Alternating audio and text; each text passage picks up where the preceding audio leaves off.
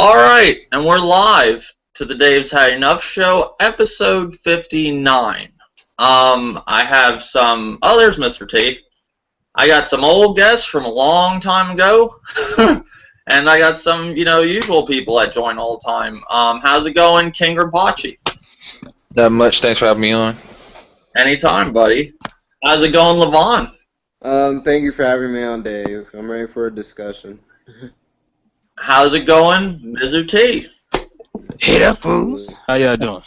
Glad to have you. Yeah, I didn't know what was going on. I didn't know. I knew you were coming, but you came. And how's it going, Shadow Fox? He might be doing something. He said he was doing something. He might put it on mute, but Shadow Fox is here. Pretty much tonight we're going to talk about. Do you want to talk about the whole? Oh, there's Little Dirty too. What's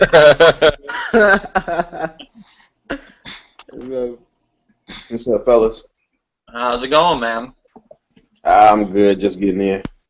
All right, everybody's in. Yeah, the podcast has just started. I was waiting on you guys, but glad you joined. Better late than never. All right, first thing I guess we'll go with is let's talk about all the Xbox One bundles that are coming this holiday. And pretty much, do you guys think it's a good thing that Microsoft's doing this? Do you think this will give them the competitive edge? Mr. T. I've always been a fan of like bundles and like hardware iterations, so I think it'll help out. I don't know how much, but I think it'll help them out. Well, they got a hold on.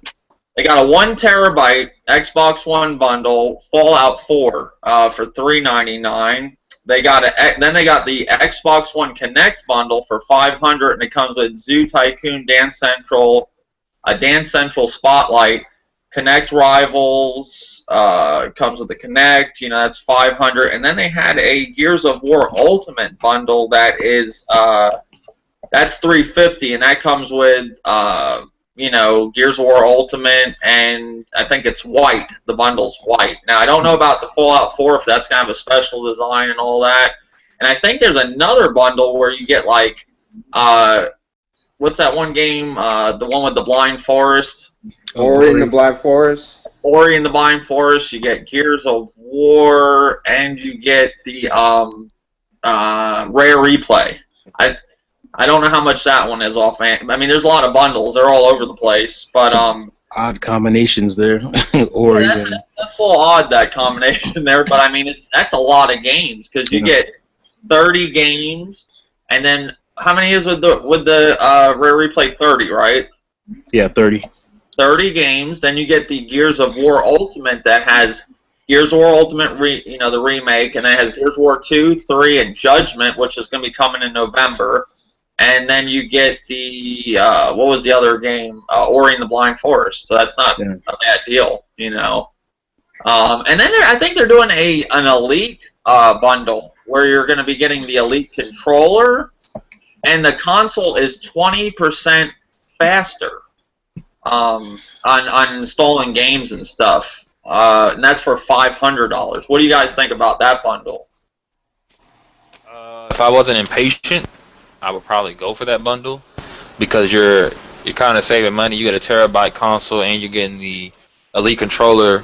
If you bought a $350 Xbox One and then you bought the Elite controller, which will run you $150, you're looking at about the same amount of money.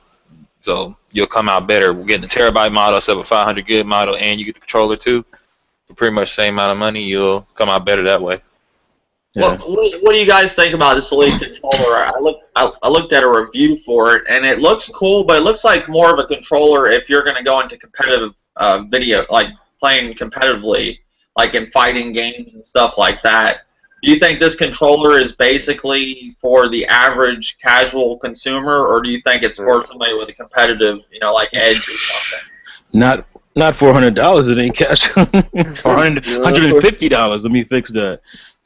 Yeah, that's not for the average. Well, I'm just saying in general, the controller itself is $150 if you were to even buy that separate.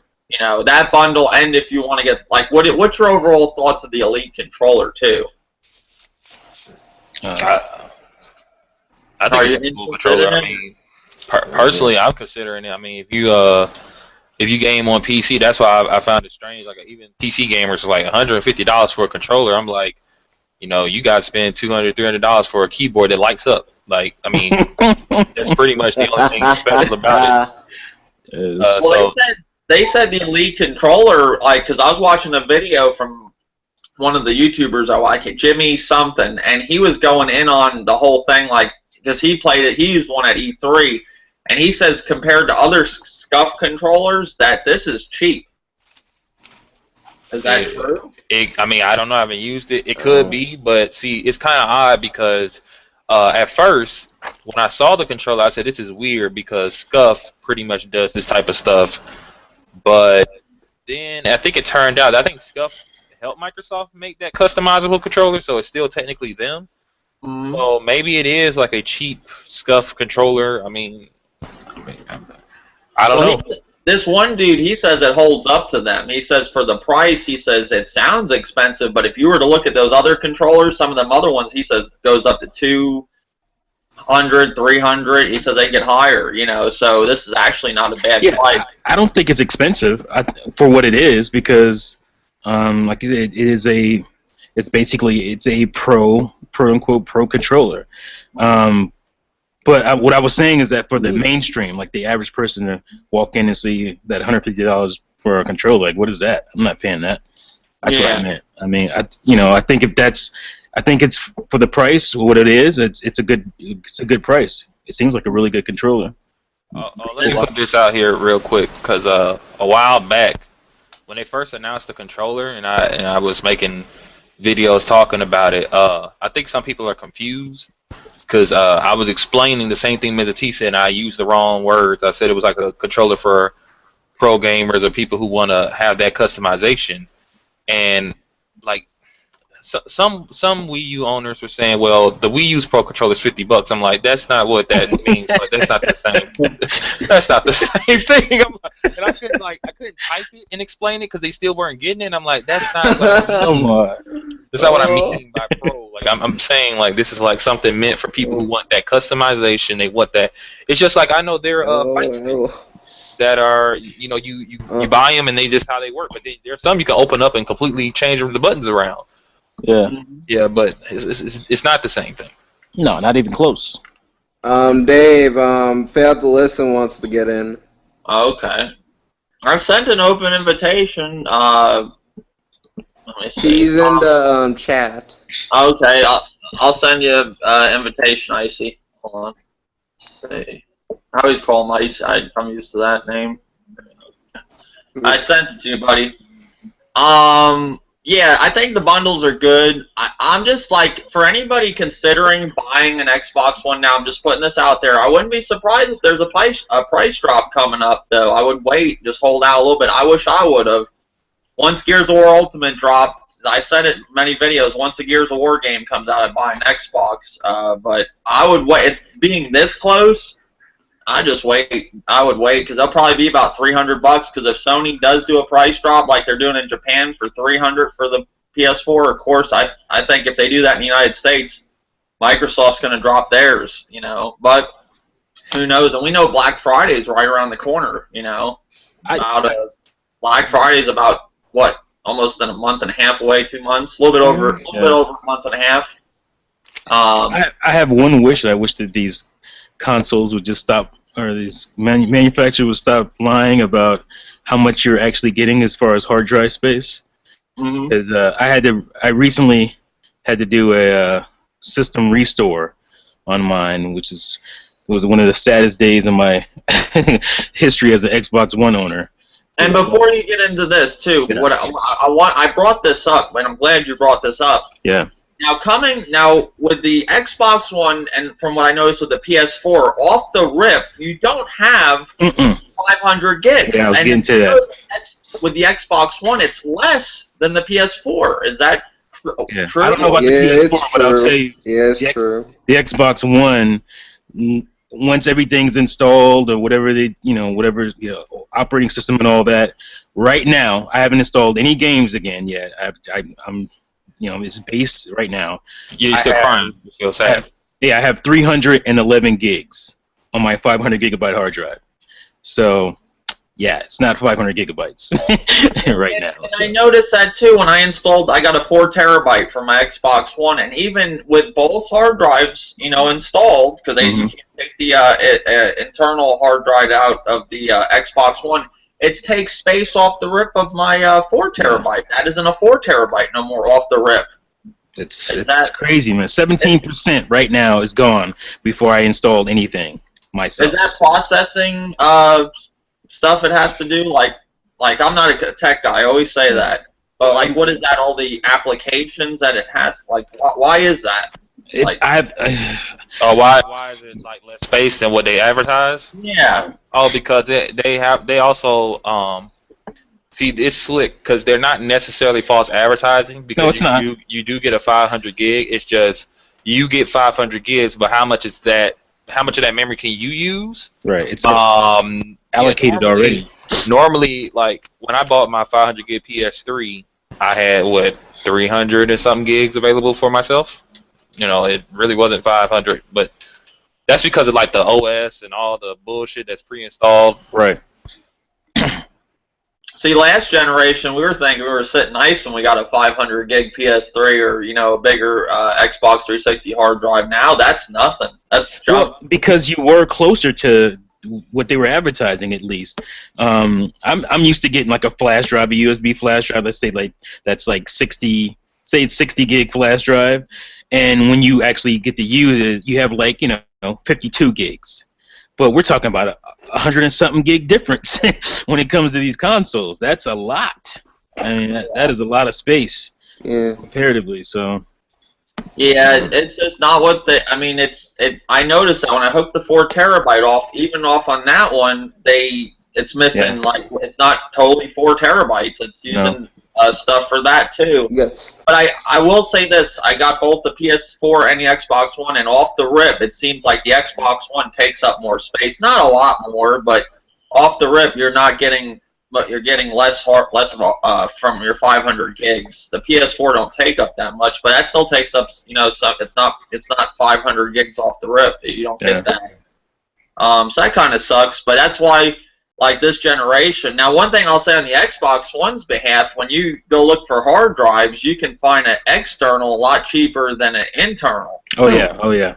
And PS4 made this fucked up ass. You have to use a 2.5 inch size. That's the expensive ones. Xbox, you can just use a 3.0 USB. It's just. It doesn't matter. It's whatever you put in. It's pretty easy to find them, and they're you get what I spend for an Xbox One 4 terabytes. What I'm probably going to spend for 2 terabytes on the internal for the PS4.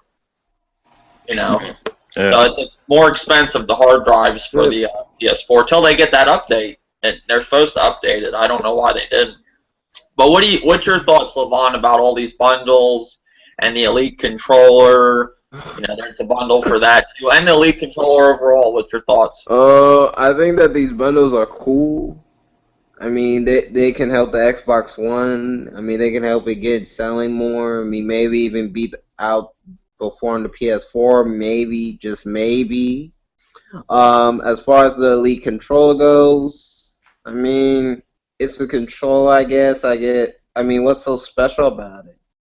It's like a controller if you were into fighting games, like Mortal Kombat, Street Fighter. Well, Street Fighter's not going to be on the Xbox One, but just fighting games in general. Killer Instinct. Mm-hmm. It gives you it has that one thumb, that one D-pad that actually is like a touch sensor. Like it's actually, I guess it gives you a competitive edge. I don't know. Okay. It got like 4 bumpers in the back for shooters. Yeah. Okay. So that a lot of people think that's just like a hand thing. It's actually bumpers. Okay. It's kind of cool. So yeah, the Xbox One does have potential to absolve the PS4. Maybe it actually does in a sense. So yeah, that's my thoughts on it. I don't have too much more thoughts on that. Yeah, I mean, I hope the Xbox One. I really enjoy my Xbox One. I like it. I got a lot of hell for buying NBA 2K6 on the Xbox One, and then I got told, buying Destiny, that I was an idiot because I did not buy the PS4 version again. And I have a friend that, I haven't heard from a while that, he has an Xbox One. That's one of the reasons why I ended up picking up when he told me he had one, so I can game with him. But people don't consider you may want to play with your friends. I just got to go with the better version, supposedly, on PS4, which I'll be the first to say they both look identical. Some of the games I've seen in the past, you can see a little bit of a difference of third party, not much, but I'll say Destiny looks identical to the PS4 version. Yeah, you should have never bought that Xbox One version, Dave. Yeah, I was pulled an idiot, and how can I do that? I can't tell the difference between these two consoles. I mean, if you need what's that site that does the comparisons all the time? Get some Pierce. What's that? I know what you're talking about. I just can't think of a time. Yeah, if you need Digital Foundry to tell you what the difference is between these consoles, then you've already failed. I mean, it's because it doesn't matter at that point. If somebody else has to tell you which is the better looking version, which is the better running version, if you can't tell that from your own naked eye, then why does it matter? I don't know, it's stupid. Well, I notice with Digital Foundry on a lot of games, like when it's on the Xbox One and the PS4 and they're comparing a game, I notice the frame rate runs better on the cutscenes for the Xbox One, and then when it comes to actual play, it runs better on the PS4, but not by much. Yeah, but if you put those two side to side and nobody knew which box is which, and you just played them, nobody would be able to know. It's like, oh, it's like, Coke versus Pepsi. Well, not really. That's kind of different. But I'm just saying, if you didn't see what the label was, you wouldn't know what you were looking at. So it's stupid. But remember last generation with the PS3 and Xbox 360? That wasn't much of this issue that people have this generation with the two versions supposedly looking different. Last generation, that was the same shit where the Xbox 360 on third parties was supposedly the better one, and nobody was saying shit then like they are now. Like Skyrim on the PS3 was like shit compared to the 360, and we didn't have we have last generation compared to this generation where people are up in arms over games now. Because people have been groomed so far in this generation to care about that stuff. When last generation, you just played your damn game. It's kind of it's corny, man. It's getting old. I don't really care for the console. I mean, it's fun to take place in it sometimes and get people going, but some people take this shit really seriously. I mean, somebody, they're all upset about certain members of the Xbox community going to Best Buys and scoping people out, but could they be just doing that for views to know that dumbasses are going to run to their channel and say, oh, look, he's going to Best Buy to persuade somebody to buy an Xbox One instead of PS4? That sounds like they're just trying to get people to go to their channel. I wouldn't be surprised. Now, if they are really doing that, that's a different story. That's crazy. But what's your thoughts, Old Dirty, on the whole all these bundles, the Elite controller, and two, do you guys believe that the console's going to run 20% better performance too in that one model that they have coming out? I guess the game installs are going to be better and stuff. Did you see that 20% better runs or something? That one of these bundles coming out, the Xbox One's actually going to be a little bit better, the one that they're selling. I didn't hear that. Is it new hardware? Is it going to be? It says 20% better, I think, installs or something, or performance, 20% better performance. It's the Elite bundle, that $500 bundle. It's going to be the Elite Xbox. I don't know. I think what they should do with that Elite was just made it 100% play off the damn disc, basically. I don't know why we installing these games on a hard drive for what. We still getting loading time. We still using Blu-ray. We're still using Blu-ray that's 50 gigs. Ain't like it, it jumped up to 100 gigs where maybe we have to put it on a hard drive because it's reading slower. No, we're playing them off the PlayStation 3 disc, the Blu-ray. So the worlds are not even bigger than what we've been playing last generation. You know what I'm saying? We got a nice little crisp, view, but that's about it. So why can't we play these off the disc?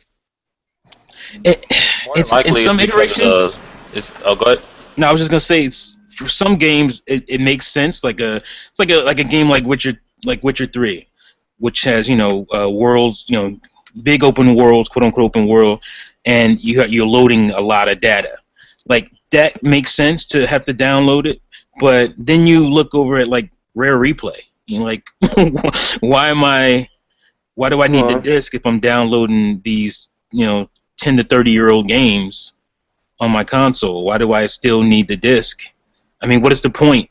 Well, I was gonna say, I think with the Xbox One and PS4, I'm not really sure, but I believe the disc tray, the disc drive itself, it's probably not meant, because like game consoles, they spin discs faster than a drive in a PC. Potentially it could just be that those disc drives they have in there are not made to run it off the disc. It's made for you to install and then read off the hard drive. It's basically an authentication. But still, I think they should have gave us the option. I mean, they gave us the option at the end of last generation. Why couldn't they give us the option this generation? What do you mean at the end of last gen, the option?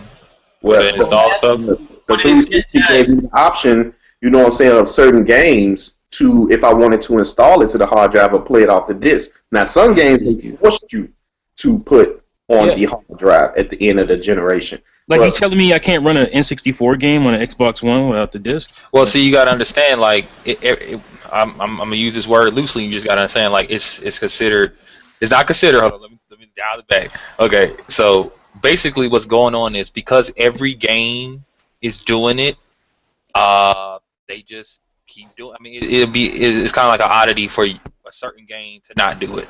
Like using the Vita as example, there are very few Vita games that actually you can save and run the game off the cartridge. I mean, it runs the game off the cartridge, but the save is not on the cartridge itself. You know how like a DS game, if I hand you my DS game, my save file is going to be on the cartridge, right? Mm-hmm. Yeah. There's very few Vita games that do that, even though all of them can, and that's because somewhere down the road, somebody started doing it this one way, so everybody just does it that way. I think potentially when this generation started, it was never meant for that to be anyway. They never planned for it so that you have to, the game just runs off the disk. You have to install it. Because really, I think coming to the end of last generation, there were a lot, like Old Dirty said, games that they pretty much required you. Like Halo 4, I think you had to install. You had to install, what's the game, Battlefield. If you want the nicer visuals, you had to install them. You couldn't like just run off the disc. So I think, maybe, just maybe, you can't, once you hit a certain limit, you just gotta install it. Like, it has to offload some of those resources to something else. The disc can't just, the drive can't run it. Maybe, I don't know. I'm just looking at obviously Wii U is not as powerful as the other two consoles, but I'm looking at a game like Xenoblade Chronicles. It's better to install it, but they don't force you to do it. Well, wait a minute though, Mr. T, because I've been following that game and I just saw that footage. Man, it looks amazing. But anyway, I saw the footage, and they were saying a while back that the developers was asking Nintendo to make it so that you had to install it. Okay, Nintendo said no. Didn't though. Yeah, I know they said no, but see, that's the difference. What may happen now? Maybe it runs way better. Maybe it doesn't. Maybe it's not a difference. But you got to think about it. Why would the devs request that you have to install it? It must be for a reason. No, it runs better. That's for sure. But that's probably why they were just saying, you know what? This is not the vision we would probably have if you just ran it off the disc. Like, make it so people have to install it. And Nintendo, obviously knowing them, they just said no. They can have an option, but they didn't want to force their consumers to have to install the game. But we may get to a point, or we may have already gotten to the point where you have to install. You might be that last console, but if they, there's a rumor about them going to cartridges. If they went the cartridge route, then like an SD card type of deal. Then now, Mr. T, not interrupting you, but where's the rumor coming in that they're going to cartridges? Why is that? Because they're supposedly not making no optical drive set? Yeah, I think some of it comes from that, but actually that rumor is older than that.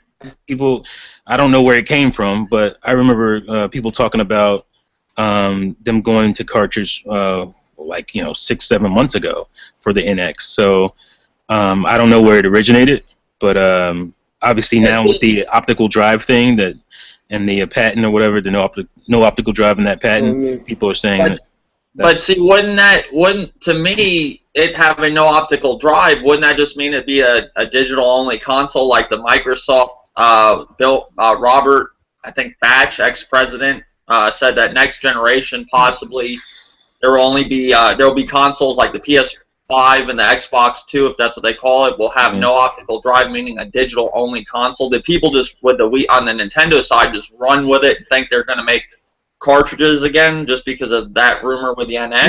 No, I just think most people don't think Nintendo would go digital. That's what I mean. This quickly, especially because they're not too quick to jump on something like that. Plus, most Nintendo fans like their physical stuff. Yeah, but that's most Nintendo fans. What if these consoles are gearing up to go digital only? Like they're going to give you an option of a digital only console and a non-digital. But what if Nintendo says they're going to go digital, only? I think. I mean, it's not just most Nintendo fans. I think a lot of people like physical. No, but you're missing what I'm trying to get at. With these companies going and doing that, are people just making up a rumor when, out of nothing with cartridges just because supposedly they might be making it? That's what they were meaning, and now people think they don't want that, so they want to, is that why they're doing it? Just because they don't want digital only, so they say, oh, it must be cartridges. Well, I don't know, because like I said, that rumor came out a while ago. And then it just came back because of the digital, the console with no disk drive, that patent or whatever. So it's been a rumor that's been around a while. It just kind of came back because of the patent recently. So I don't know if it has anything to do with that. But I just think I don't see it doesn't make business sense to do that yet, because we have digital as well as retail, and if you look at the sales for digital, they're not there to where the companies be like, yeah, we can go all digital now. We're getting all these sales on digital only, so let's go all digital. I mean, I still think it'll be they'll give you a choice. Maybe you'll push it a lot more next gen, but I don't know if they'll force you. I do see what Dave is saying.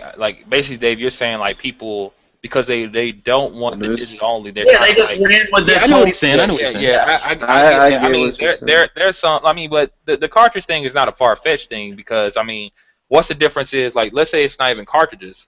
This would probably be a little bit more expensive, but potentially you could get a case, you open up, it's a USB thumb drive or some shit, and just plug it in. I mean, matter of fact, I think I think they said that there are going to be Android phone games that you plug like the game into the charger port and then it play. I don't know. Yeah, I saw something like that. Yeah, I heard about that. So I mean, it's not far fetched to believe, but I mean, they have to worry about piracy, I would think, at that point. Well, they have to worry about piracy anyway. Yeah, but I mean, when it comes to the digital, the physical, I mean, a lot of people think we're going to a digital future, and that could happen. But just remember, like, when you look, like when people used to play the sales game, people don't really do that anymore. We can't track the digital sales, not yet, at least. No, we're not. Those millions of people, like when people say, "Oh, this game sold 1 million X amount of games," right? Those are just the physical copies. Yeah, the digital could be more, could be less, who knows? But I'm just saying, millions of people buy physical. I think that's still a lucrative market. I'm saying I don't think they're gonna give that up just yet. I just think the infrastructure, at least in this country, isn't there yet to where you can quote unquote force people to go all digital, because some people have some horrible, like I said, some horrible connections no matter where they are. And you have to, because you have to be thinking about that as a company as well. It's like, I want to get this game to everybody, but I know bumfuck Arkansas doesn't have good internet connection, and we're gonna lose a little bit in that market. So yeah, but look at all the people are on YouTube. Like, just take for example people on YouTube that sit there and when this whole DRM thing was going to take place, and they're like, well, I have data caps and all that. Well, how the hell are they uploading all these fucking YouTube videos? I mean, I'm gonna be honest. I mean, let's get real here. Come on. Like when it comes to it, like the thing that Microsoft was doing, they were tripping. Like it just wasn't. They were going to the extremity, because I think it was how many times you had to check in? It was like 5 times. You had to check in like 24 hours or something. I mean, 24 hours. That's what. The way they described it too, it just sounds like I'm in prison. I gotta check in. With sounds draconian. like I got a time stamp. Like it didn't sound right. You know what I'm saying? So that's why a lot of people didn't like it. Like some people. But I think what Dave, you're talking about a vocal minority of people. The average quote unquote gamer isn't uploading YouTube videos and all that kind of stuff, and so we're loud, but we're not that big of a, as far as all the large amount of people, the vast majority of people who buy video games, we're a tiny portion. Even the quote unquote hardcore gamer, that group of people isn't the main money mover in video games. Not anymore. So, well, let's back up then. Like the video I made this past week, people bitched about DRM, but it's here. Look at the game. Oh, it's here. I mean, look at Need for Speed. Okay, just play the beta. Right from the get-go, I'm playing the beta. It's an online-only game, but this game is just like Most Wanted. I'm playing the online campaign I'm playing the campaign online now. What I'm doing in the campaign was done without online back in the day. Yeah. But now it's accepted. But is that DRM though? That's just a game that's this is that stuff that people were bitching about, that they didn't want to be online all the time checking in and everything. I thought, I'm not a computer guy, but that's pretty much what they were saying they were going to do. What they're doing with video games right now, which people were complaining about. Now you got Destiny that does this. You got Need for Speed that does this. You got Rainbow Six that does this shit. I mean, those are just like, see, that's just the misunderstanding of what DRM is. Those are just online only games. Online only games existed for the longest of times. That's not DRM. Yeah, but people are sitting here saying they did not want a console where they had to be online all the time and be connected to the internet. These games run on the fucking internet. But Dave, that's what I'm saying. Like, he's not saying it's the exact same thing. He's not saying it's the exact same thing, but it's pretty much like what people didn't want, and it's here. What people were griping about. Well, right now, only a few games are taking advantage of that. Do you think that's going to turn into all games? I don't think so. Seems like a lot more games are coming out doing that stuff. Look, you got Elder Scrolls Online that's doing it. You got Need for Speed. You got Rainbow Six. Like Rainbow Six used to be a single-player game back in the day. I'm sure the new Ghost Recon is going to be all online. You got the Division that's going to be all online. Okay. I mean, hell, Splatoon is almost worthless without the online. Plants vs Zombies, they do got a mode that's like a little like a horde mode, but the main game is online. I mean, a lot of these games are like that. And I remember the last Need for Speed game. If you didn't have online, that game was fucking trash.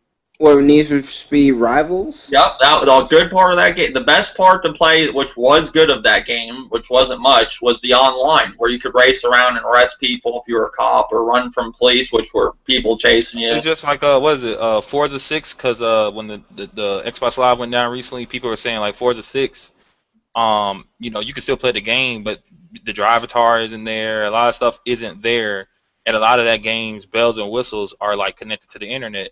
And I understand it, but I'm just saying, like, I don't necessarily think that's fine. Like, it's just like if you have Splatoon, like Mr. T said, you don't have the internet, you still have the campaign if that's what you want to play. Mm-hmm. Yeah, it's not like. See, I think the difference if Xbox did the DRM, the difference would be is that if the internet was down, you probably couldn't even play. Let's say Splatoon was an Xbox a game or something. It had we had the original DRM. You probably couldn't even play the single player. You know what I'm saying? That's the big difference. Like, obviously, if a game is made where they just the idea of the game is that you need to be online all the time, obviously that's like someone saying World of Warcraft without the internet is useless. Yeah, it is, because that's an always online game. You have to be online to play the game. Yeah, but that's what that's what Levelhead's issue was, and that's what mine is. But I heard that there's something in the settings that you can change that. I looked, I haven't seen it yet. We're talking about single player games here. I'm talking about not being able to play my single player game because I can't log into my Xbox Live account. Now I'm gonna explain that, because I put out a video trying to understand that too before I bought the machine. Mm-hmm. And what I'm gonna understand is when you buy an Xbox One, I think even a PS4. When you first buy it, it's not set. Whatever account you log in as is not set like as the primary account. Mm-hmm. So you have to go into settings manually and set your account and set that system to your home console. Then you play your games, but there are certain games you can't play if the internet is off, which are always online games, obviously, and games that require an Xbox Live sign-in. Yeah, like Rare Replay. Rare Replay requires that? Yeah, Well, then shit, you can't play it without. That's what I'm saying. These are 10 to 30-year-old games, and I can't play them offline. Which they are offline games. Well, hold on. Do they require an Xbox Live sign-in, or You have to sign into your Xbox Live. No, I'm saying like, do you have to sign into your account or Live itself? Sign in Xbox Live, yeah. Oh, and supposedly you can't without Xbox Live.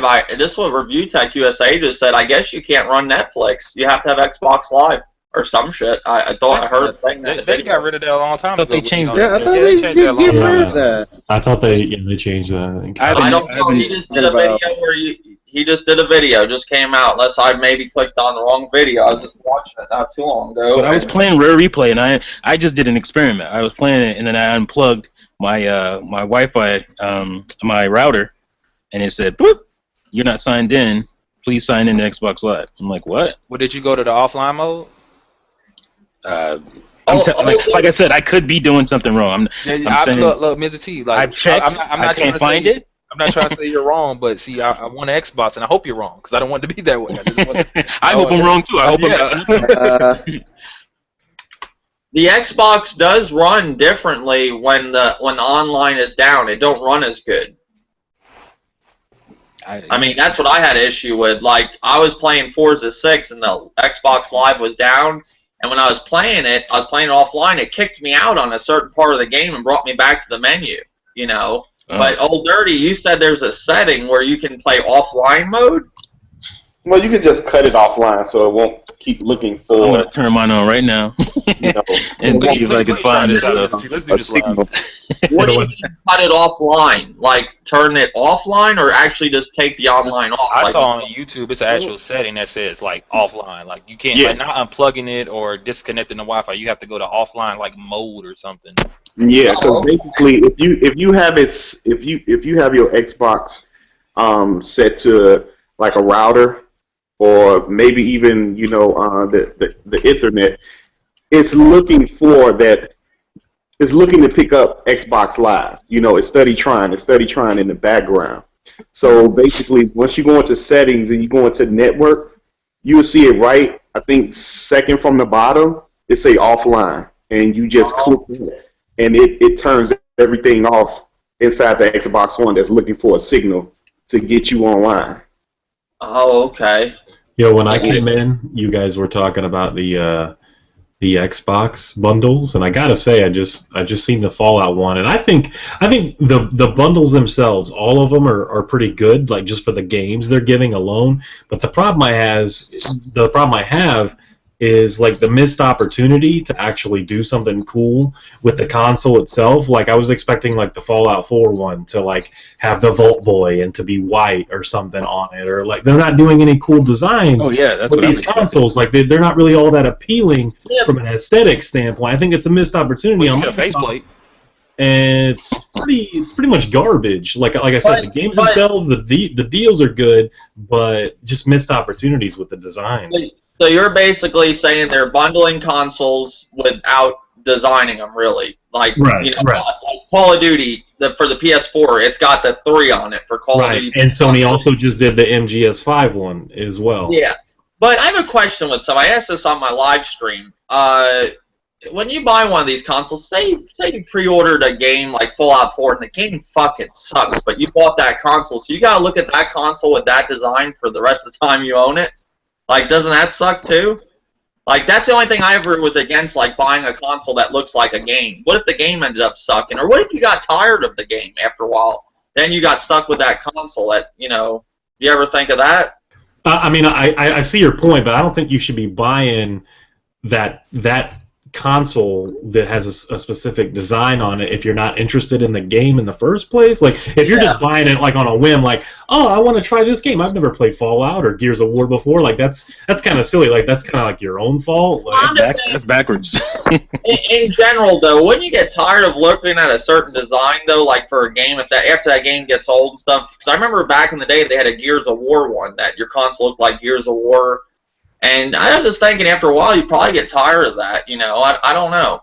That's just me. I never understood people buying consoles that look like if they did, I thought they would like collect that console, and not take it out of the box or something. I don't know, but that's just me. I don't know. What is I see you're good with computers. What's this whole 20% faster Xbox Elite bundle? Like, do you think that's actually going to make your Xbox 20% faster? What is that? I haven't even seen what that is. Like, I don't really know much about it, just kind of hearing you guys talk a little bit about it. But if I had to guess, it's probably just a bunch of like BS, like marketing or something. Like they can convince people that like there's like 20% faster or more powerful, whatever, in this version of this console or something. I don't know. I really have no idea because I haven't seen that. I don't know much about it. Yeah, that one was shown a couple weeks ago. I seen that one a couple weeks ago. I think that's the Elite bundle. It's going to come with the controller, and I think the console's 20% faster. I'm pretty sure it's like they said 20% faster, and like I don't know if it's the install time or just the overall machine of how it runs and everything. I don't know. Because that's kind of what the difference is between like 3DS and new 3DS. So that's a hardware difference. It's a hardware upgrade. So I don't know how they're doing that without it being a hardware upgrade. I think what right. Like, wouldn't you be like fucking? Wouldn't you be sort of like screwing over? Yeah, I'd be previous pissed. Xbox One owners in a way. Like, I think potentially what's going on is I think maybe the external is the internal is faster. Yeah, there's some upgrade in it that makes it 20% faster. I think it said install times and stuff.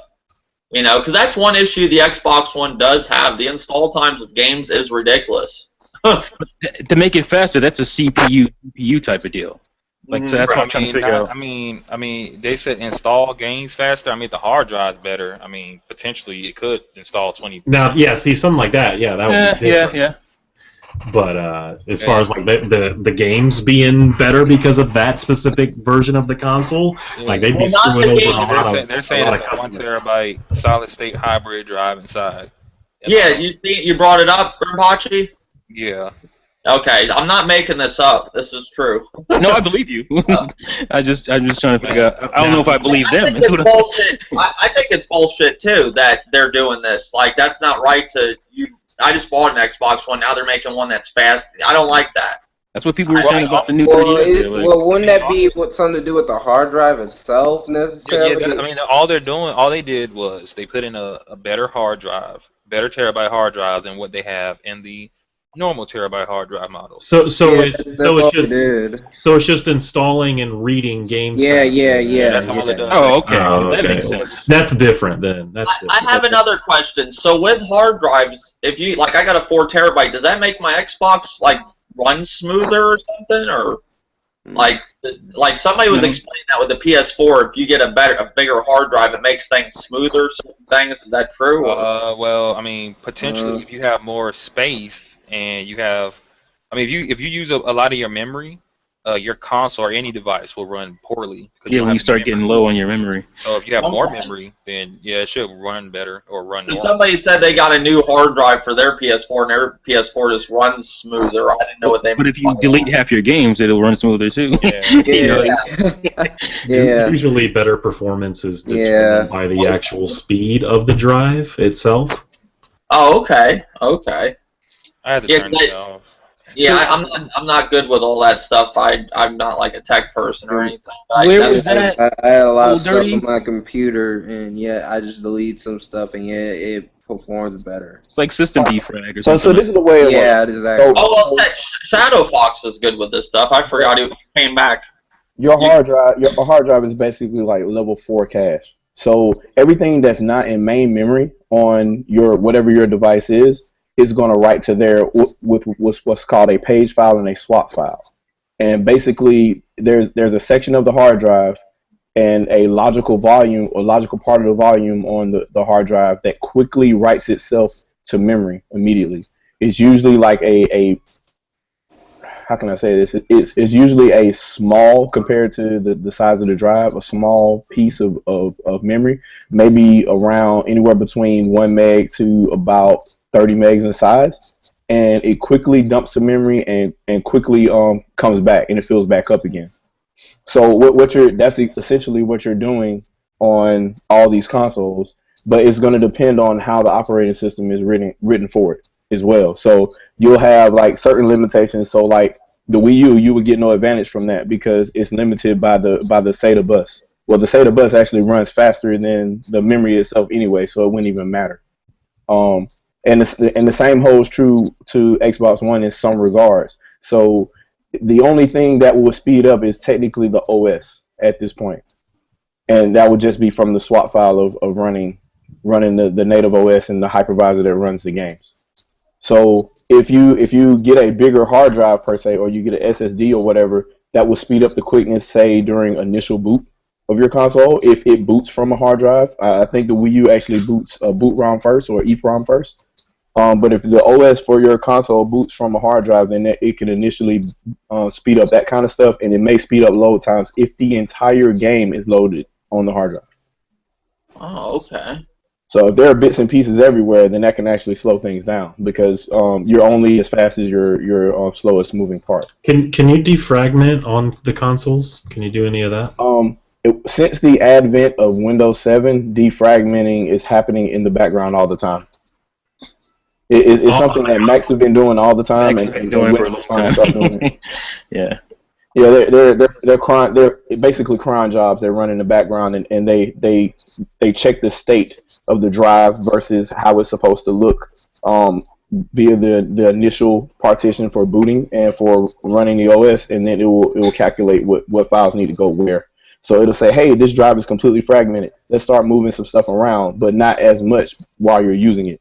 And whenever your computer's in a lesser state, it'll be a little bit it'll start speeding up and running a little bit more. If you notice, sometimes you can look at your task manager, absolutely nothing is running, but your hard drive is still spinning up. No, not on PC. I'm asking on the consoles. Do they allow for defragmenting? Like, can I go into some setting and click defragment? On the console? No, they manage that. No, that's something that will be happening in the background on the console on the OS level. There wouldn't be anything you would be able to see. Okay. Huh. Yeah, you know a lot about that shit. I mean, they're just basically all these consoles are. They're PCs with embedded CPU cores. That's all they are. Mm-hmm.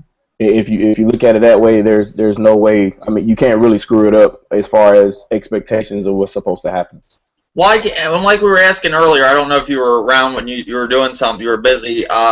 What these new consoles, how you have to run off, like, why can't we run the games off the disc like with the Wii U, like the PS4 and Xbox One? Why can't they make it like that?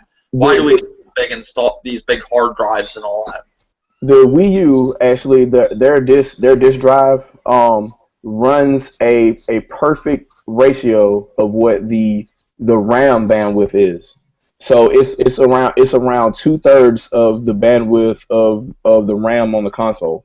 So and the SATA bus is limited by that because the SATA bus goes way faster than that. But if the disk drive only copies at 22 megabytes per second or something to that effect, then I mean the disk drive is the slowest moving part. It just so happens that the console streams at a perfect ratio of that, so it's able to do that. The Blu-ray drives in both the Xbox One and the PlayStation 4 are, I won't say slower, but they are slower with regards to how the memory in terms of the bandwidth, they're not synced. So what'll end up happening is you'll be able to copy part of the game, and then there'll be stutter because you're waiting in other parts of the system. The RAM is full, is waiting for some more, but the disk drive has to keep up. Oh, yes. So, and that's kind of why they did that. They didn't really have a choice. Oh, so they didn't do this on purpose, so we have to all go out and buy big hard drives and stuff like. Remember last gen with the PS3 and the 360, how you could run them off the disc, and every other generation? Like this generation, the first one, we have to actually install the games. The disc is kind of useless after you install it to put the game on, I guess. It has something to do with them being like PS4 and Xbox One also being more traditional Blu-ray drives, and where the Wii U isn't. Mm-hmm. Yeah, the Wii U is custom. It's a custom drive, so way to make that. And the Xbox One is literally just I think it's a 2x or 4x Blu-ray drive, but the maximum bandwidth on it is not a perfect ratio of what the bandwidth is for the main memory on Xbox One, and it definitely isn't for the PS4 because the PS4's bandwidth is through the roof. But there's a how can I say this? There's a there's a hiccup with that because when you have really high frequency memory with really high bandwidth, you make a trade off, and that trade off is latency. So you can write really, really, really fast, but anytime you have to refresh something, you have to wait longer than you would with, say, cheaper or slower frequency memory. And so, and a lot of people like to dig on, you know, Nintendo and even Sega back in the day for making these custom consoles instead of making them more PC like the other two. But they had that kind of thing in mind because that's how they make their games. They want to make their games low latency. So they can have cheap memory, but they're writing back the memory so fast it doesn't really matter as far as with regards to RAM and things like that. So that's kind of the trade-off, and Microsoft kind of saw that too. So that's kind of how they, if you think about it, the Xbox 360 is basically a souped-up GameCube. If you look at how the memory hierarchy is, and they kind of took some of that to the Xbox One. So they have the DDR3, but then they also have a really fast pool of EDRAM. They call it ESRAM, but it's EDRAM, and they basically use that to offload what would be the slower frequency with really, really fast writes that you could do with the 32 megs of EDRAM there to make up for any differences in game. So you have really, really high bandwidth but low capacity. But I mean, you only need it for really fast things like, say, drawing the frame buffer or some really, really cool neat effects or something like that that require a high amount of memory but really, really fast. You know, like, so whatever kind of neat effect you want to do or whatever. But you know, so a 1080p frame buffer only requires anywhere between 12 to 16 megabytes of memory per frame. So both Xbox One and Wii U are well above that because they have 32.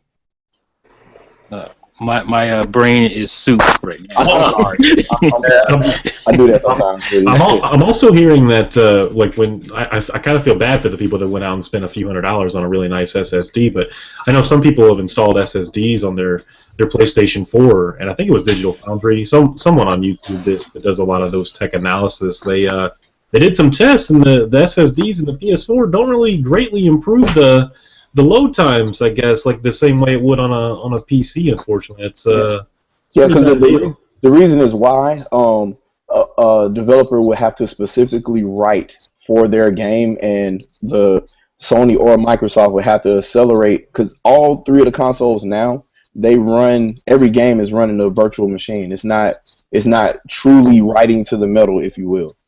So they would have to accelerate that virtual machine or that virtual appliance to be able to run faster than it was initially programmed for with regards to seek times from the hard drive. If the expected seek time is what came with the Xbox One initially, you know, I think they're 5400 RPM drives, I think, in both of these, if I'm not mistaken. Yeah, I think it's 54.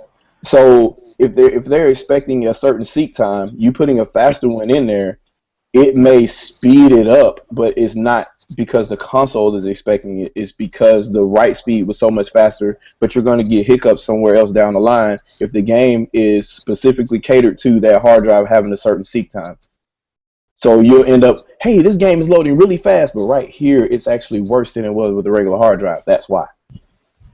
I can't recommend that enough for those that do have a PC. If you don't have an SSD, like, that shit makes a world of difference. It should be your boot partition. You don't have to use it for, say, holding other stuff. Like if you want to put a whole bunch of files on something, unless you're capturing video, high definition video or something like that, you just get you a spinning drive to hold everything else and boot into Windows from an SSD. It does make a world of difference, you're right. Huh. That's pretty good, man. There you go, boys and girls. Yeah, I was curious about that. You filled me in on that one. All right, so I'm in my Xbox One settings right now. Where do I go?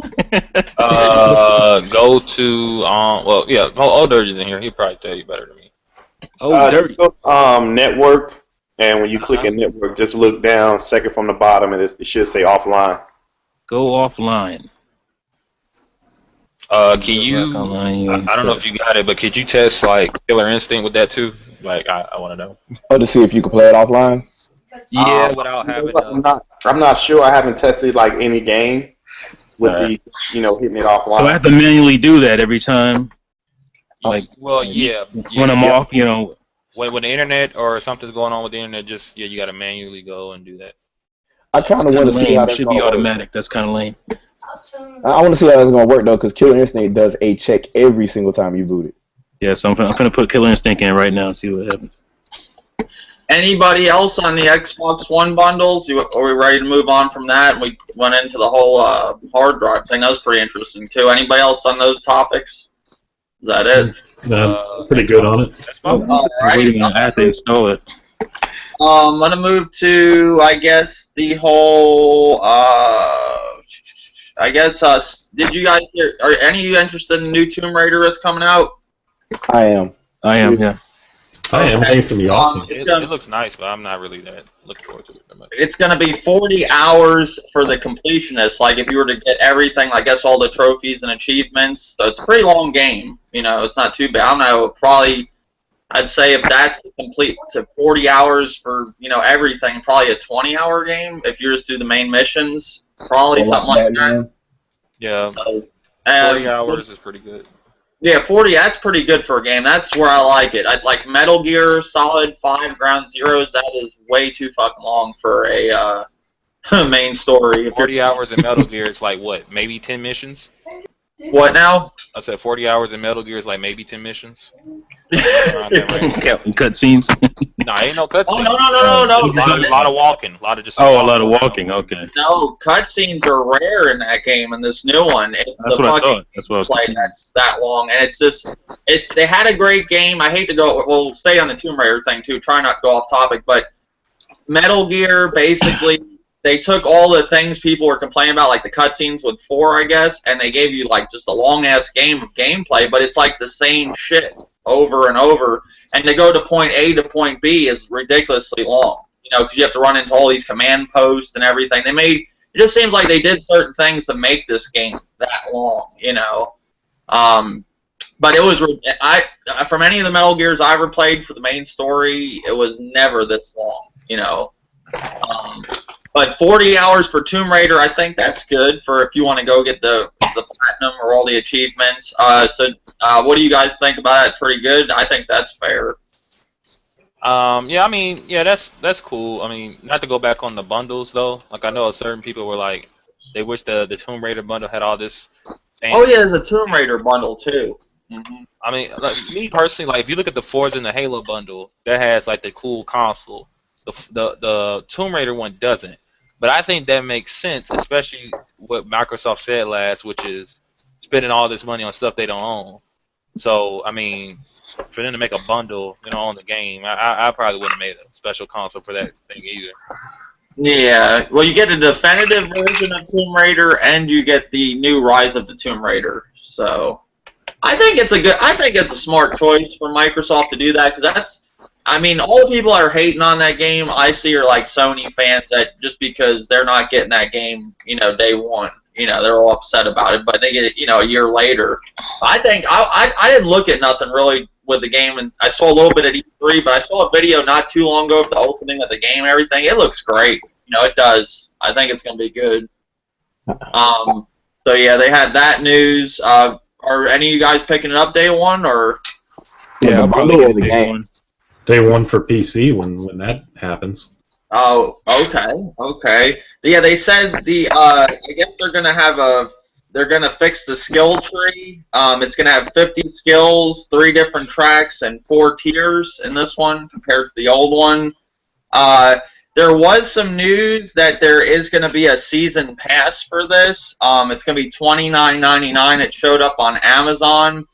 It's going to have single-player content, and the listing says some way to compete with your friends. And there was no I thought they weren't putting multiplayer in there, so I guess it's like a single-player thing, maybe scores or something. Like a challenges thing, probably. Maybe Yeah. some type of leaderboard, something. Yeah, that kind of thing.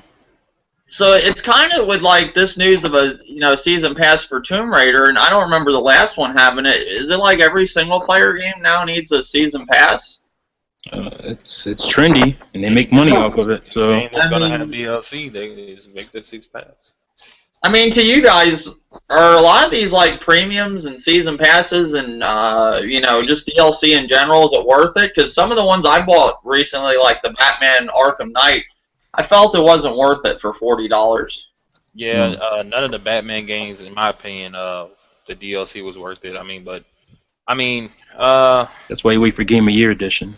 Yeah. yeah. I mean, it's better to wait for the Game of the Year edition, like he said. I don't really. A lot of games, the season pass is an afterthought. I normally wait Yeah. until every last piece of DLC is available. If I like pretty much everything in there, or at least the majority of stuff, and normally you get a deal instead of buying it separately. I just buy the season pass that way. I don't buy it without knowing what I'm getting.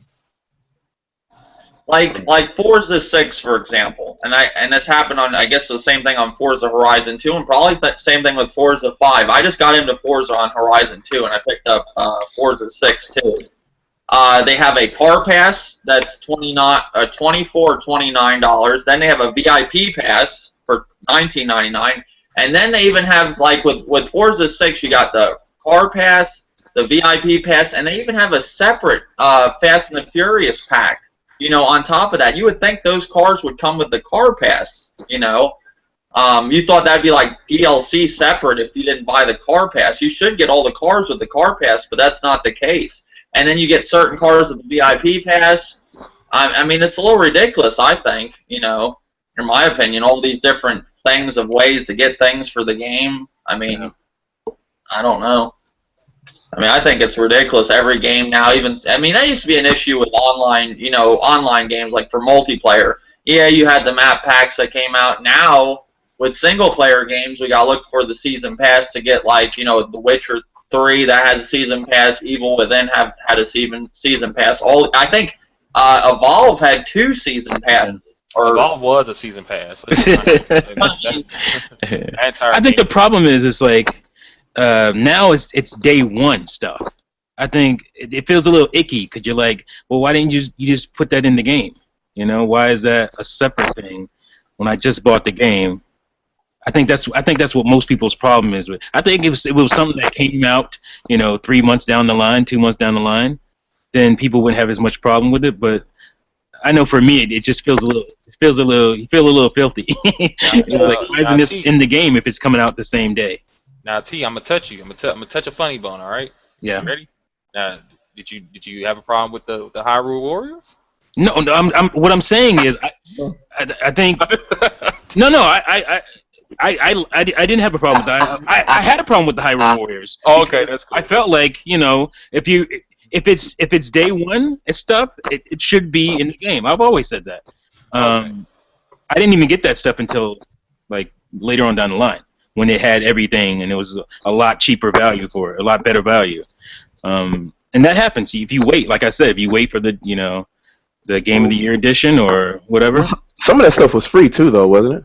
Yeah, I mean, the reason some of it's free. Yeah, some of it was free. The reason I brought that up is like there are games that occasionally, it's like people like the DLC thing is like not a big issue for. I mean, I'm not gonna go into all the reasons, but like, what Hyrule Warriors is just the one that comes to mind every time I think about it. It's like that game had the, you go to this store, you got this costume. You went to that store, you got that costume, which is a problem for a good number of people online. But I didn't really catch too many like, oh, I don't like the Deus Ex thing that just recently happened. Oh, people didn't like that. I mean, like, not many games have done that type of practice. It's very odd. Like 1 minute it's a problem. Like no one complaining with Tales of Xillia did it recently. But Square Enix does it. Well, nobody plays Tales of Xillia. I mean, it's because it's a big game. That's why. I'm not trying to knock Tales of Xillia. I'm just saying it's not a a big mainstream type of game like Deus Ex is, and so people are noticing that more in a game like that where most people wouldn't know on Tales of Xillia. So is Deus Ex that big? Well, it's bigger. It's not a vocal minority. Let's put it that way. Oh, okay. People that got blogs, people that work at game websites, they're going to talk. Yeah. So, people with influence. There are a lot of people with influence. That's more of what it is, more so than it being popular. Because at the end of the day, Deus Ex it's not doing Grand Theft Auto numbers. No, not even close. So. All right. Fucking beast game though. I just want to talk about that. RXL said in the comment section that the Batman Season Pass was worth it because you got 6 months of DLC. But all the DLC coming to RSL is basically skins for your car, and anything to do with the story has been like a half hour long. Like the Harley Quinn that came with the game, that DLC for pre-order, but that was like 30 minutes, you know. The Batgirl DLC was about the longest, which was maybe 45 minutes to an hour, but I mean, it's not $40 worth it, in my opinion.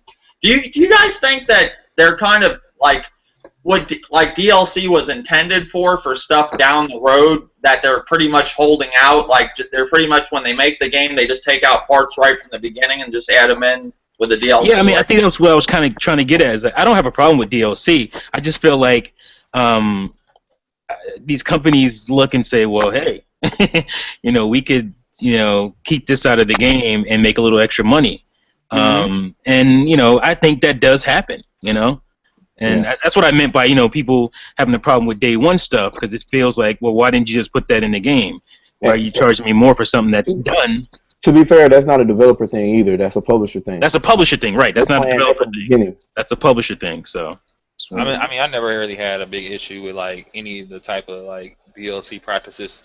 You know, I was always just, you know, if I want the DLC, you know, I want it. Like the only time I have an issue is like what was it, Tekken versus Street Fighter, because like maybe a week after it released, like a lot of the characters that we found out were coming, and I know what was it? A lot of the characters that were quote unquote exclusive to the PS3 version were on the disc of the 360 version. Plus, people were finding out all the extra characters they didn't even announce yet on the disc already. Now they were broken, but they were pretty much done. And see, that's kind of tricky because okay, they're on the disc, but they're broken. So yeah, Street Fighter 4 was the same way too. So could they sell them to me at that point? Probably not, because they're broken. But the thing is, it's like, you know, you're in that weird area where it's like, okay, technically I kind of like have these things on my game. I should be able to just access them, but I can't without hacking or something. Like I don't know. It's kind of you know, that was the only time I ever had a problem with some type of DLC. But yeah, DLC it looks like the developers are really, this generation, using it to their advantage, like taking things out of games and just holding off on them. Like back in the day, it seemed like with Call of Duty, they made those map packs later on. Now it's like they already have them done, and they're just going to release them throughout the year. It's already stuff that maybe should have been in the game, but I don't know. Yeah. If the game feels lesser and you're offering DLC, that's when I think I have a problem with it. If the game doesn't feel like a full game and you're offering DLC on the side the same day the game comes out, and I'm like, nah, man, that should have been in my game. Like Mario Kart. What do you guys... Mario Kart. I guess I'll talk about Sony came out recently and said that the Vita is most likely their last handheld. What do you guys think about that? You think that's a good thing? It's a sad thing, I think. I do. Like the Vita. Now you're a big Vita person because you have one. I notice you're always playing the thing. I mean, honestly, you know, this may be blasphemy. I feel Sony does the handheld better than Nintendo, but they don't sell very well. Whoever just laughed. They do the hardware better. Whoever just laughed. I just laughed. You do not experience the greatness of the PSP and the Vita, so you have no idea what I'm talking about. Like, but I mean, I'm just saying, like, Nintendo has the classic iconic games, but whoever designs the Vita or whatever, and Nintendo's willing to spend the money, if they go all out, like kind of how Sony kind of does with their handhelds, then I'll be fine with that. But normally Nintendo doesn't go that route. So yeah, it's a give and take. It's like on the Nintendo side, they actually have their first party and second party, whoever, making the games, and their hardware isn't as powerful. And then on the Sony side, the hardware is powerful, but they don't have their first tier guys making the games. Yeah, Naughty Dog, Sony Santa Monica, none of those guys are giving a damn about the Vita, and I think that's what hurts it in the end. That's what hurts it, right? But that's what also hurts Nintendo, because they're putting resources into the handheld. They're putting their first tier resources in the handheld, and it hurts the console. Well, I think it's a mentality problem more than anything else, because the first thing people do when they see specs, the first thing they're like, oh, specs, the specs are higher, so therefore we can do dumb shit like put the console game on this. Yeah, you can't do that. you can't really, that makes no sense whatsoever. And that happened time and time again for PSP, and I guess people got tired of it by the time the Vita came around, and the Vita actually got special stuff made for it, and everybody ignored it because they thought it was another PSP. Right. I mean, Yeah, for me, the Vita and the PSP, I mean, I didn't even know about what the PSP could all do. But what was the first game I noticed on the PSP was like Tony Hawk's Underground, which obviously I could play that on my PlayStation, but it was just I can play this wherever I go. That's cool. You know, the idea of a portable PlayStation 2 was interesting. Then you had the Grand Theft Auto games for a period of time, which were exclusive, and those weren't made by. I don't think those were made by the main Rockstar guys, but those games were just as good as any Grand Theft Auto at the time. Yeah. So you got these really good games. I think the Vita has good games. It just doesn't have those like those hitters. Like it doesn't have a Grand Theft Auto. It doesn't have a God of War, and it doesn't have a Grand Theft Auto. I'm gonna keep saying that. That's I think if they announce an exclusive Grand Theft Auto, like some type of crazy like San Andreas stories or some crap like that or something, the Vita might have a boost, especially in the States, like for sales. Well, that was more the issue with the mentality. It's more. I think it's more on the publisher end because they end up planning the project before the developers have to do it. But you end up with the issue like, for whatever reason, Nintendo has this down. They can make a portable game that's meant to be portable, so you could play it long term and it's not really that bad, or you could play it in short bursts and you don't have to worry about, okay, what the hell was I doing the last time I was playing this game? That is usually a problem when you're trying to force a console game onto a portable platform.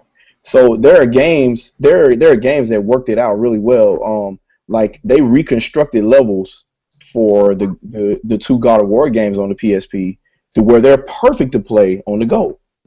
And I can't really say that for, say, God of War 2.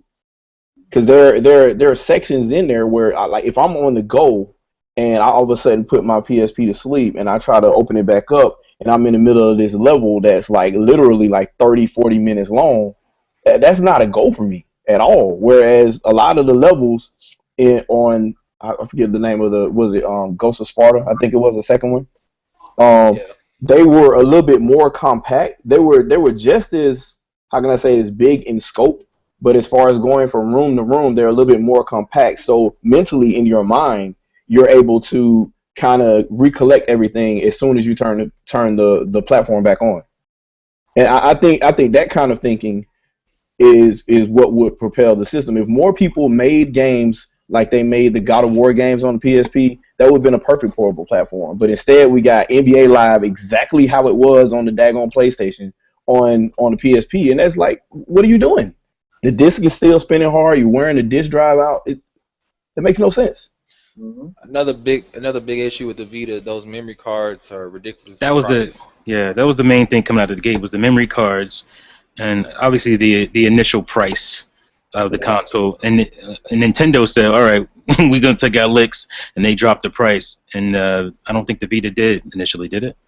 It dropped later down the road because I got the what was like the $300 model for like $200 or what was it, $180 something. Yeah. We talking about the Vita memory or we talking about the PSP memory? Oh, he's talking about the price drop in the consoles now, but the Vita's memory cards are extremely expensive. Like I was thinking about getting a 32 gig. That's like damn near, like I'm looking at almost like spending $100 bill. Yeah. 32 gigs of memory. When I can get a 32 gig SD card for my 3DS for like $20, like. Yeah, that's definitely a popular complaint. That much that's I can't. And that's probably the only reason I don't have a Vita right now is the damn memory cards. Mr. T, go get a Vita. I want to, but I can't do it with the memory cards, man. That way, man. I mean, honestly, if you're not going to download anything, then the memory card, like a 4 or 8 gig, it's fine. I plan on downloading some stuff. So. Honestly, I think the Vita might be good for like playing like older PS1 classics or something, because like it doesn't have like a lot of like must have games in my opinion. They gotta bite the bullet. Get like the 3DS. Go ahead and put that SD card reader on it. Get your Vita TV. Yeah. For, like you can get a Vita TV like $30, but I think with that you can't play everything. Like the Vita does have a lot of great games though. Like the Soul Sacrifice tokens.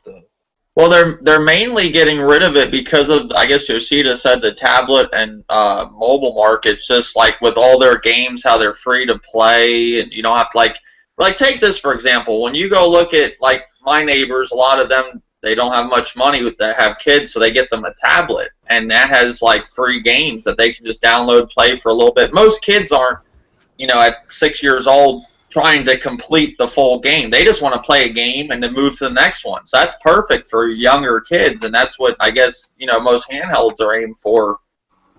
Most parents buy them. I know there's people that are our age that like them and everything. You guys I respect that, but I'm saying most of the people that buy them are for their kids and stuff, and tablets are kind of taking it over, and I guess that's what Yoshida said.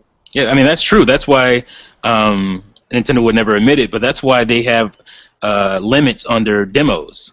As far as you can only play, 20 times, 30 times, whatever, because they know a savvy parent will just download a bunch of demos for their kid to play and just won't even ever buy any games. Well, see, the one kid one of my neighbors, she got him a tablet about 2 years back or something, and now he's getting older, and he's saying, well, this game's boring, because he had like the tablet version of Grand Theft Auto of one of them, and only like so much of it you can play. You can't really play the full game, so he's getting aggravated with it. And then he sees like a version of mine on the Grand Theft Auto 5, and he's wondering why his don't do all them missions and everything. Yeah. And can I derail you real quick? Yeah. Just a second. What do you think about how dark of a future do you think we're getting right now? Because our direct descendants are being raised on this whole mobile game craze where they aren't appreciative of just one game. Like they got Candy Crush, they got all this other stuff on their phone, and they just go from game to game to game to game to game, and they're not really focusing. They're being basically ADD. They don't really appreciate each game. Yeah. So do you think that's basically gonna foster another group of gamers that will probably never focus on, say, a $60 game anymore? They'll literally just put anything in the bargain bin, and then they'll just have a whole bunch of games they swap between. It could. Yeah, my grandkids are a bunch of zombies. I knew that's who it was. Don't kick me out, Dave. Come on, you love me. Dave, look I make you smile. Playing them damn games for so long, they're like little zombies. Yeah, that's one of my trolls. I got a couple of them, but he's one of them. He always gets in the podcast. Who was that? Yeah, he was on another podcast before too, I think. Yeah, he has a voice changer of an old man, or he does a good voice of an old man too. I don't know which one it is, but he sounds just like an old man. He does it pretty good, and he's been trolling me for at least a year and a half. Jeez, he's dedicated. That's actually funny though.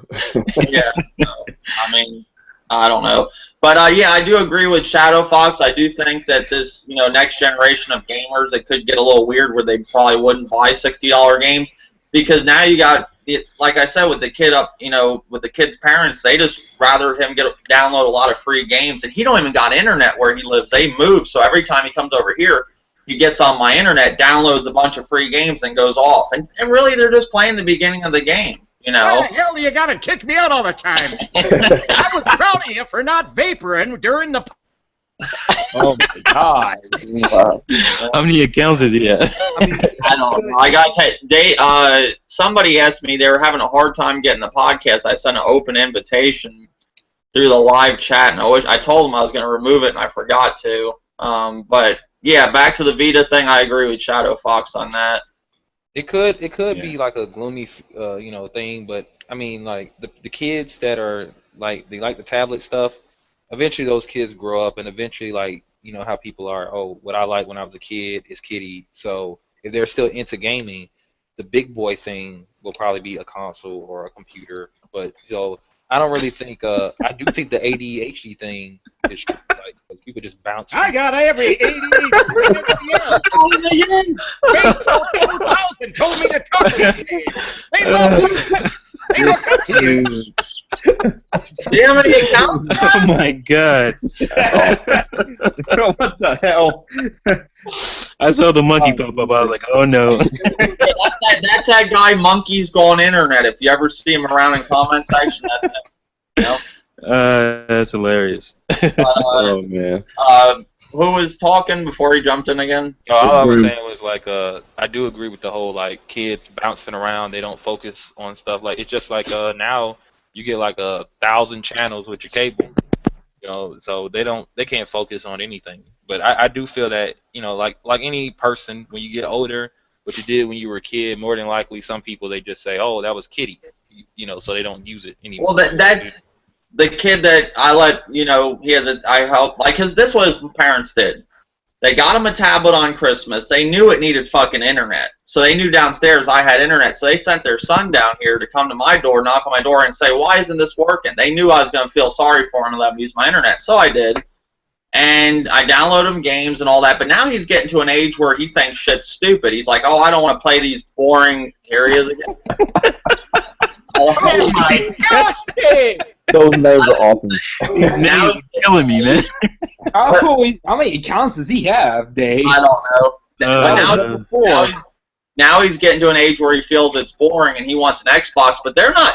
I told him, I was walking with him in Walmart, you know, he came with me to Walmart one day, he wanted to go to Walmart, he was bored, he was over here, and I said, Ethan, I said, your mom is not going to pay for, I said, he was wanting a new Xbox One or PS4, I said, but you're going to need online, you're going to need Xbox Live, and I said, Ethan, these games are like $60, your mom's not going to buy you all that. I told him straight up, I'm not going to be like his mom, where she says, oh, Ethan, get good grades and I'll buy you an Xbox. I've seen her say that for 2 years now, and she never bought him one. She ain't going to afford all the internet and the Xbox Live and all that. That's why she keeps them on that tablet, you know? Yeah. I think the mobile market is ruining the home console market. I really do. It's definitely affecting pricing and stuff because, you know, games that, you know, especially like a side scroller, people look at that like, oh, that's a little indie game. I'm not paying $50-$60 for that, you know, because it's they not want something like that for free.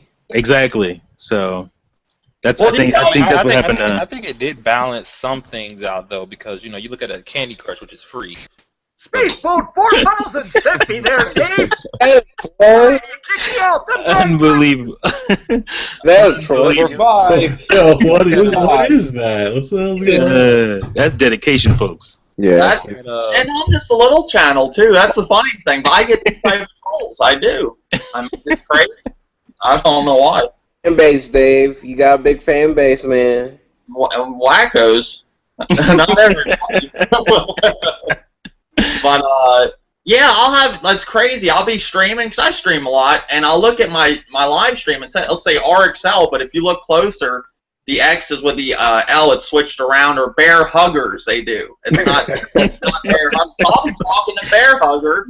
Like, I think it's him, and it's fucking Bear Huggers, and it's trolling. Next thing, I'll see a video up on YouTube, trolling Dave as Bear Hugger, and he'll be laughing the whole time.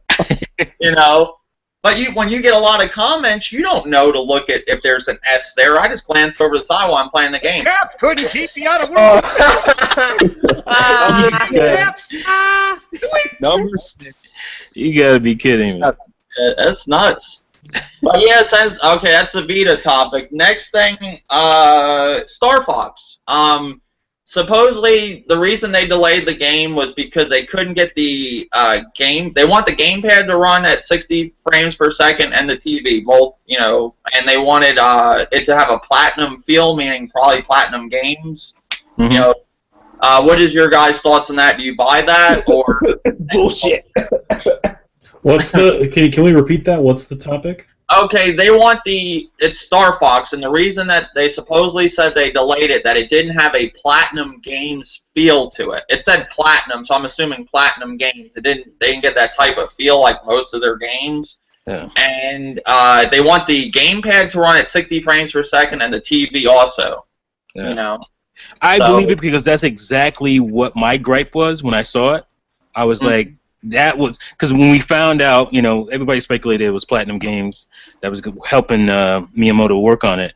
And when we found out that it was Platinum Games, and then we saw the game, we were like, it doesn't look like a Platinum game. There was no real influence from Platinum Games, and that was I said it in the video. That was my gripe, is that it didn't have that Platinum Games feel, and I was looking for that. And for them to say that was like, well, yeah, that's what I thought. You know what it looked like? This is what it looked like. It looked like the prototype that Miyamoto was already working on, Yeah, and from last year. EAD had already started on, and I guess Platinum at that point just started creating levels. Right. That's exactly what it They, looked they like. hadn't interjected their feel, because that's what I said. I said that I thought Platinum Games was a perfect company to help with Star Fox because I thought because of the banter and all that, the way the characters interact with each other, that's perfect for Platinum because they're really good at that kind of stuff. Like look at Wonderful 101 and Bayonetta 2 and the way the characters kind of go back and forth with each other. That's what I was looking for. 101 specifically. Specifically Wonderful 101. I was like, they were perfect to me after I saw that game for a Star Fox game. I thought it was actually influenced by Star Fox, the way they did the little text bubbles. The little text bubbles and the little jabbing back and forth between the characters, yeah. So when I didn't see that in Star Fox, because all we saw was basically the same kind of stuff we saw in Star Fox 64, and I was like, well, where's the Platinum influence? That's what I was hoping for and looking for, and we didn't have that yet. So it made sense when they said that they wanted a more Platinum feel. Cause I heard when I was watching people play it in the gamepad, like someone, I think it was IGN, somebody from IGN was saying the way it works, they said it was kind of weird where you could be looking at the TV and your reticule is on an enemy, but if you fire, it may miss because it has to match up on your TV and the gamepad at the same time, and I'm just like, Has anybody played Star Fox Command? Yeah. Okay, so in Star Fox Command, you fly, and you're able to move with the D-pad, right? Mm-hmm. But independently of you moving, you can aim with the stylus. Yeah. Mm-hmm. Essentially, what you're doing in that game is you're doing that without the stylus. You're doing it by aiming the gamepad, and you can move in any direction with the analog stick. So it's pretty similar, yeah. That's basically what they're doing. They're just doing it with two screens. I gotta play it for myself, but I just think that's a little confusing. Like for example, what's the game that if you have a 3DS, you probably played the Face game where it's like the faces that you shoot. Face Raiders, yeah. But that's all one device, one screen. When you move with the gyro controls, the faces are like imaginary or whatever you want to call them. They're using the virtual reality or whatever. But if the Star Fox is if you're looking at your screen, but what your screen is showing you is not really truly what the gamepad is showing you, and you got to match them up. I could see potentially there are times where you're moving the controller around, and you may be blocking your vision from the TV. And if they both have to match up to sync up for you to fire and hit your target, sometimes when I use the gyro controls, if I'm moving my arms all the way around, I may be blocking my television.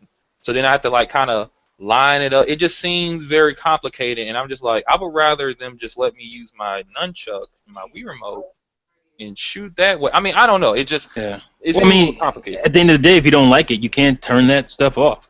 It's giving you the option to turn it. Yeah, you don't have to use the gyro control. I think the thing that's missing there is you're missing that third axis. So this game is giving you the third axis. Even if you had the Wii remote, you would have that. Son of a bitch! Why do you keep kicking me out?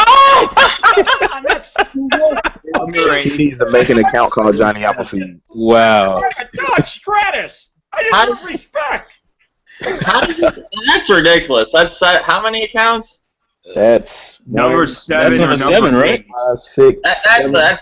That's crazy. That somebody even take that many. I only made one YouTube account for this account. How long? I can't remember how long it took to make it, but to make 7 accounts, that's a little fucking ridiculous. Just to troll somebody. Yeah. Yeah, that's crazy, man. And that's how you know. How if you put a video up and you got 7 dislikes already, it's the same person. I get 2 dislikes for every video I put up. Guaranteed. I rarely get a dislike. It's crazy. That's crazy. Who was talking though before that guy jumped in again? Who was going? I was saying that you're missing the third axis of movement. So in the Wii remote and nunchuck case, you're able to move somewhat laterally about the environment or whatever, and you kind of aim, but you would need you would have to have auto scroll going to be able to accurately aim and whatnot. you wouldn't be able to move back and forth unless you do something like, say, map it to a button to move forward. And there would be nothing for you to do in all range mode if they have it in this game.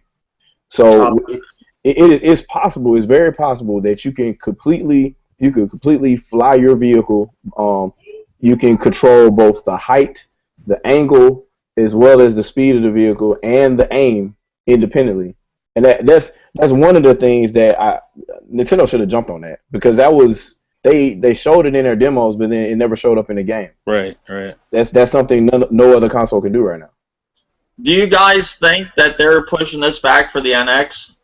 I don't know about Star that. Fox? I doubt it. No. I doubt it. Resources. 'Cause who knows if the Game Pass is going to be compatible? Yeah. Well, Can you do a little barrel roll in this one? The rumor that is going around, supposedly there's going to be two. You could use 2 game pads if you want with the new NX. That's why I don't like getting into those rumors. But one of the big list of rumors that came out, it said that you're going to actually use 2 game pads if you want with the NX. Oh God, there he is Dave, again. I love your podcast. Your podcast is great. That's a nice modifier. Well, Reggie said, and this isn't a rumor. Reggie said you can use 2 game pads on the game or on the Wii U at some point. When never got that, so that'll affect performance. Right, it would kill it. I think. Say the NX did come out next year, like a lot of people are thinking it is. Wouldn't you think that'd be better to push the Star Fox and Zelda back to the NX for a launch title? Like, you don't think? I personally wouldn't do it. I really I think wouldn't do that. I think that the NX should come out, and maybe like a Twilight Princess type of thing could happen, but I think really the NX needs its own game that isn't anything associated with the Wii U. It needs something like it's gonna have a 3D Mario, I think. Yeah. I think it's gonna be Galaxy 3 or something. With that being said, Nintendo did a massive restructuring over the last 2 or 3 years. Mm-hmm. So they have isolated a lot of things. They've isolated R&D with games, and it seems to me like they have a specific. Now you kick out my lovely wife. Come on, Dave. What is up with 10 accounts, yo? Oh man, he's Number 10. I guess just mute him. That'd be a better thing instead of kicking him out, because then he can't come in then because he has that account. So it's all full then. I don't know. I don't know how to stop him. I'm not sending. I can't, guys from the future. I tried to get Donnie in. I can't send an open invitation out to everybody watching that wants to jump in, because this is the shit that happens. Oh man.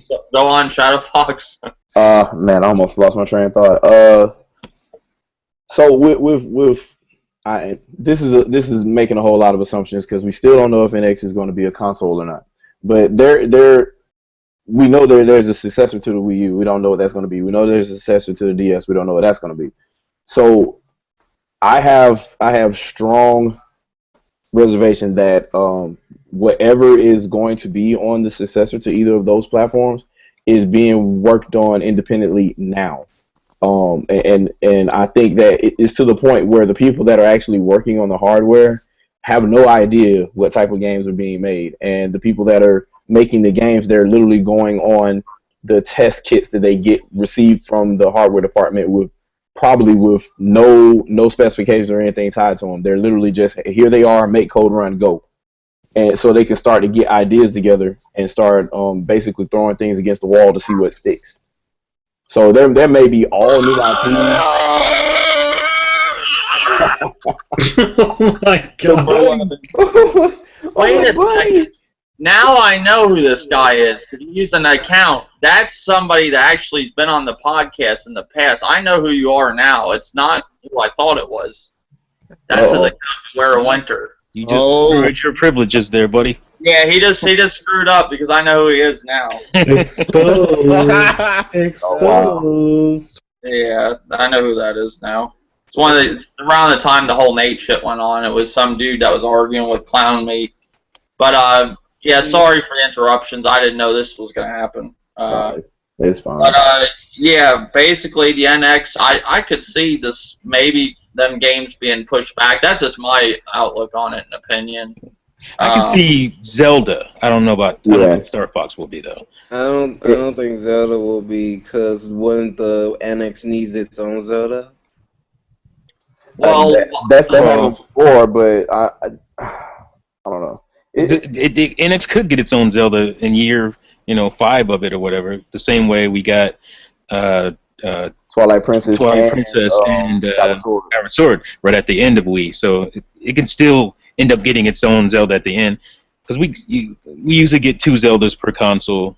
I was wondering when you were gonna do that, Dave. Dude, I'm gonna block them out that way. Like whatever. I mean, like, I just think the NX, whatever it's going to be, should launch. If it's a home console, it should have its own games, because the reason why I think we got Twilight Princess with the Wii was because of the motion controls. That made a little sense. I don't know what the NX is doing. So if the NX is not doing anything special, it could be a return to just a traditional controller. I don't know. It doesn't do anything special. Then giving you Zelda 2 on the NX would be kind of special. Ain't that special about no gimmicks, man? What would be the special about it? What, better graphics? A little bit better? All we want is prettier graphics and a controller I've been using for 20 years, man. Yeah. That is like the most hypocritical thing ever, though. That's one thing I don't understand at all. But that's a whole nother. I don't mind the controller being the same. We know. I don't mind it being different. It's just, it's when, like, the Wii remote nunchuck, that was definitely, I think, put to good use. The gamepad, it was put to okay use. I feel like the potential of the Wii remote nunchuck hadn't been reached. I personally, because I had the Wii before I had any other next gen console, and when I was playing Call of Duty heavy on the Wii. When I got it on 360, I just didn't feel. I mean, it looked better, but it didn't feel better. It felt kind of worse. I feel that by the end of me playing Skyward Sword, I felt that game should have launched in 2007. So you could graduate quickly from the Wii Sports and you see what it does for real games. Yeah. And I mean, like, it took what, 2.5 years for them to move gradually from Metroid Prime to Medal of Honor Heroes to finally making it work in Call of Duty. Yeah. So, and once it worked in Call of Duty, you can't even play on a Nintendo platform anymore, because everybody in there, they're using Wii remotes and they're killing everything left and right. Killing everything. It's like. What do you Dave's in here? Yeah, I had to do it to keep the guy out. I had to put 2 accounts. I mean, it was the only thing I could think of. Block him. You could block. He keeps making 1 million accounts to get in, so I don't know. I sent that open invitation out in the comments section to help. I was trying to get somebody in that was asking. He couldn't find the link or something. I sent him, so I screwed up. I think the limit is it's either 6 or 8 accounts that you can create per Gmail account that you have on Google. So he can have a number of email addresses with God knows how many accounts. Yeah, it's a little ridiculous what people will go through to troll somebody. I mean, that just shows they have no life. I mean, I'm sorry. Like I said, I have 1 account for YouTube. That's it. I never made an account to troll anybody. Yeah, I had my fair share with arguments of people on YouTube, but I've never trolled anybody but on my account. Oh, man. But yeah, the next topic is the PS4, I guess, firmware update 3.0. And one thing I noticed that's funny about the whole update, they kind of got their own mini-verse, or me-verse. I call it mini-verse. Did you guys notice that? Yeah, with communities and stuff like that? Yeah, it's like the same thing Microsoft did last year. Yeah, it's something they ripped off from Nintendo. And, I mean, people are using it because I'm getting all kinds of invites. You know what I say about that? I say good. Yep. They should copy Nintendo more. Maybe we can get custom achievements finally. Right. Yeah. That's not copying Nintendo. What do you mean they're not copying Nintendo, old boy? They're copying Nintendo. How is that not a copy? I mean, I could see if Miiverse came out first, then Facebook came out, then Twitter came out. I'm not taking anything away from it. But nobody was doing it. Nobody did that for you. I mean, but that's Facebook like, been around for a minute. I feel you guys. Well, maybe not Shadowfox, because Shadowfox is all around. But Mrs. T, you're the what do we call you on my podcast? You're the ambassador He's a The Nintendo fight ambassador. club. From Nintendo. You need to tell these Nintendo guys that Nintendo, like Skylander figurines and other things, came before the amiibo. You know what I'm saying? Yep. Like amiibo's not first. Like people are like I don't know who's saying that, but okay, I'll tell younger them. people that don't know. Educate the children, Mr. T. They're definitely out there. I'm not gonna lie about that. They're I haven't seen it, but that's nuts. I Just saying that. never seen them. But I think it's definitely a good thing. Like I don't know if the Xbox One did it. Does They it? But did. I remember on no, not that. I'm saying on like 360, they had this cool thing where you can put a beacon up. Yeah. And what will happen is if your friend or somebody got on the game, you had a beacon for it, like you'll get a message saying, "Hey, this guy's playing 2K and he wants everybody else to play with you." So you can get on like. I mean, we could pretend that avatars wasn't a direct answer to Mies. But we know that. I don't know why it's a bad thing. It's not like, we got this, we did this. What does it mean? But what does it mean? But an online profile. But what I'm saying, I'm just joking, man. what I'm saying is like, you can say Nintendo didn't start these things, but when it comes to video gaming and console gaming, they're the ones that made it viable to everybody else to say, okay, well let's try that too, since it worked for them. Yeah, it created appeal, and it does work. Like I like the avatars on Xbox. I like the Mii's. I love avatars on Xbox. I like the Mii's. I like PlayStation Home. I'm lying. Oh, I was just about to say, really? I tried to like PlayStation Home and just. I tried it one time and I felt it was Like, an advertisement.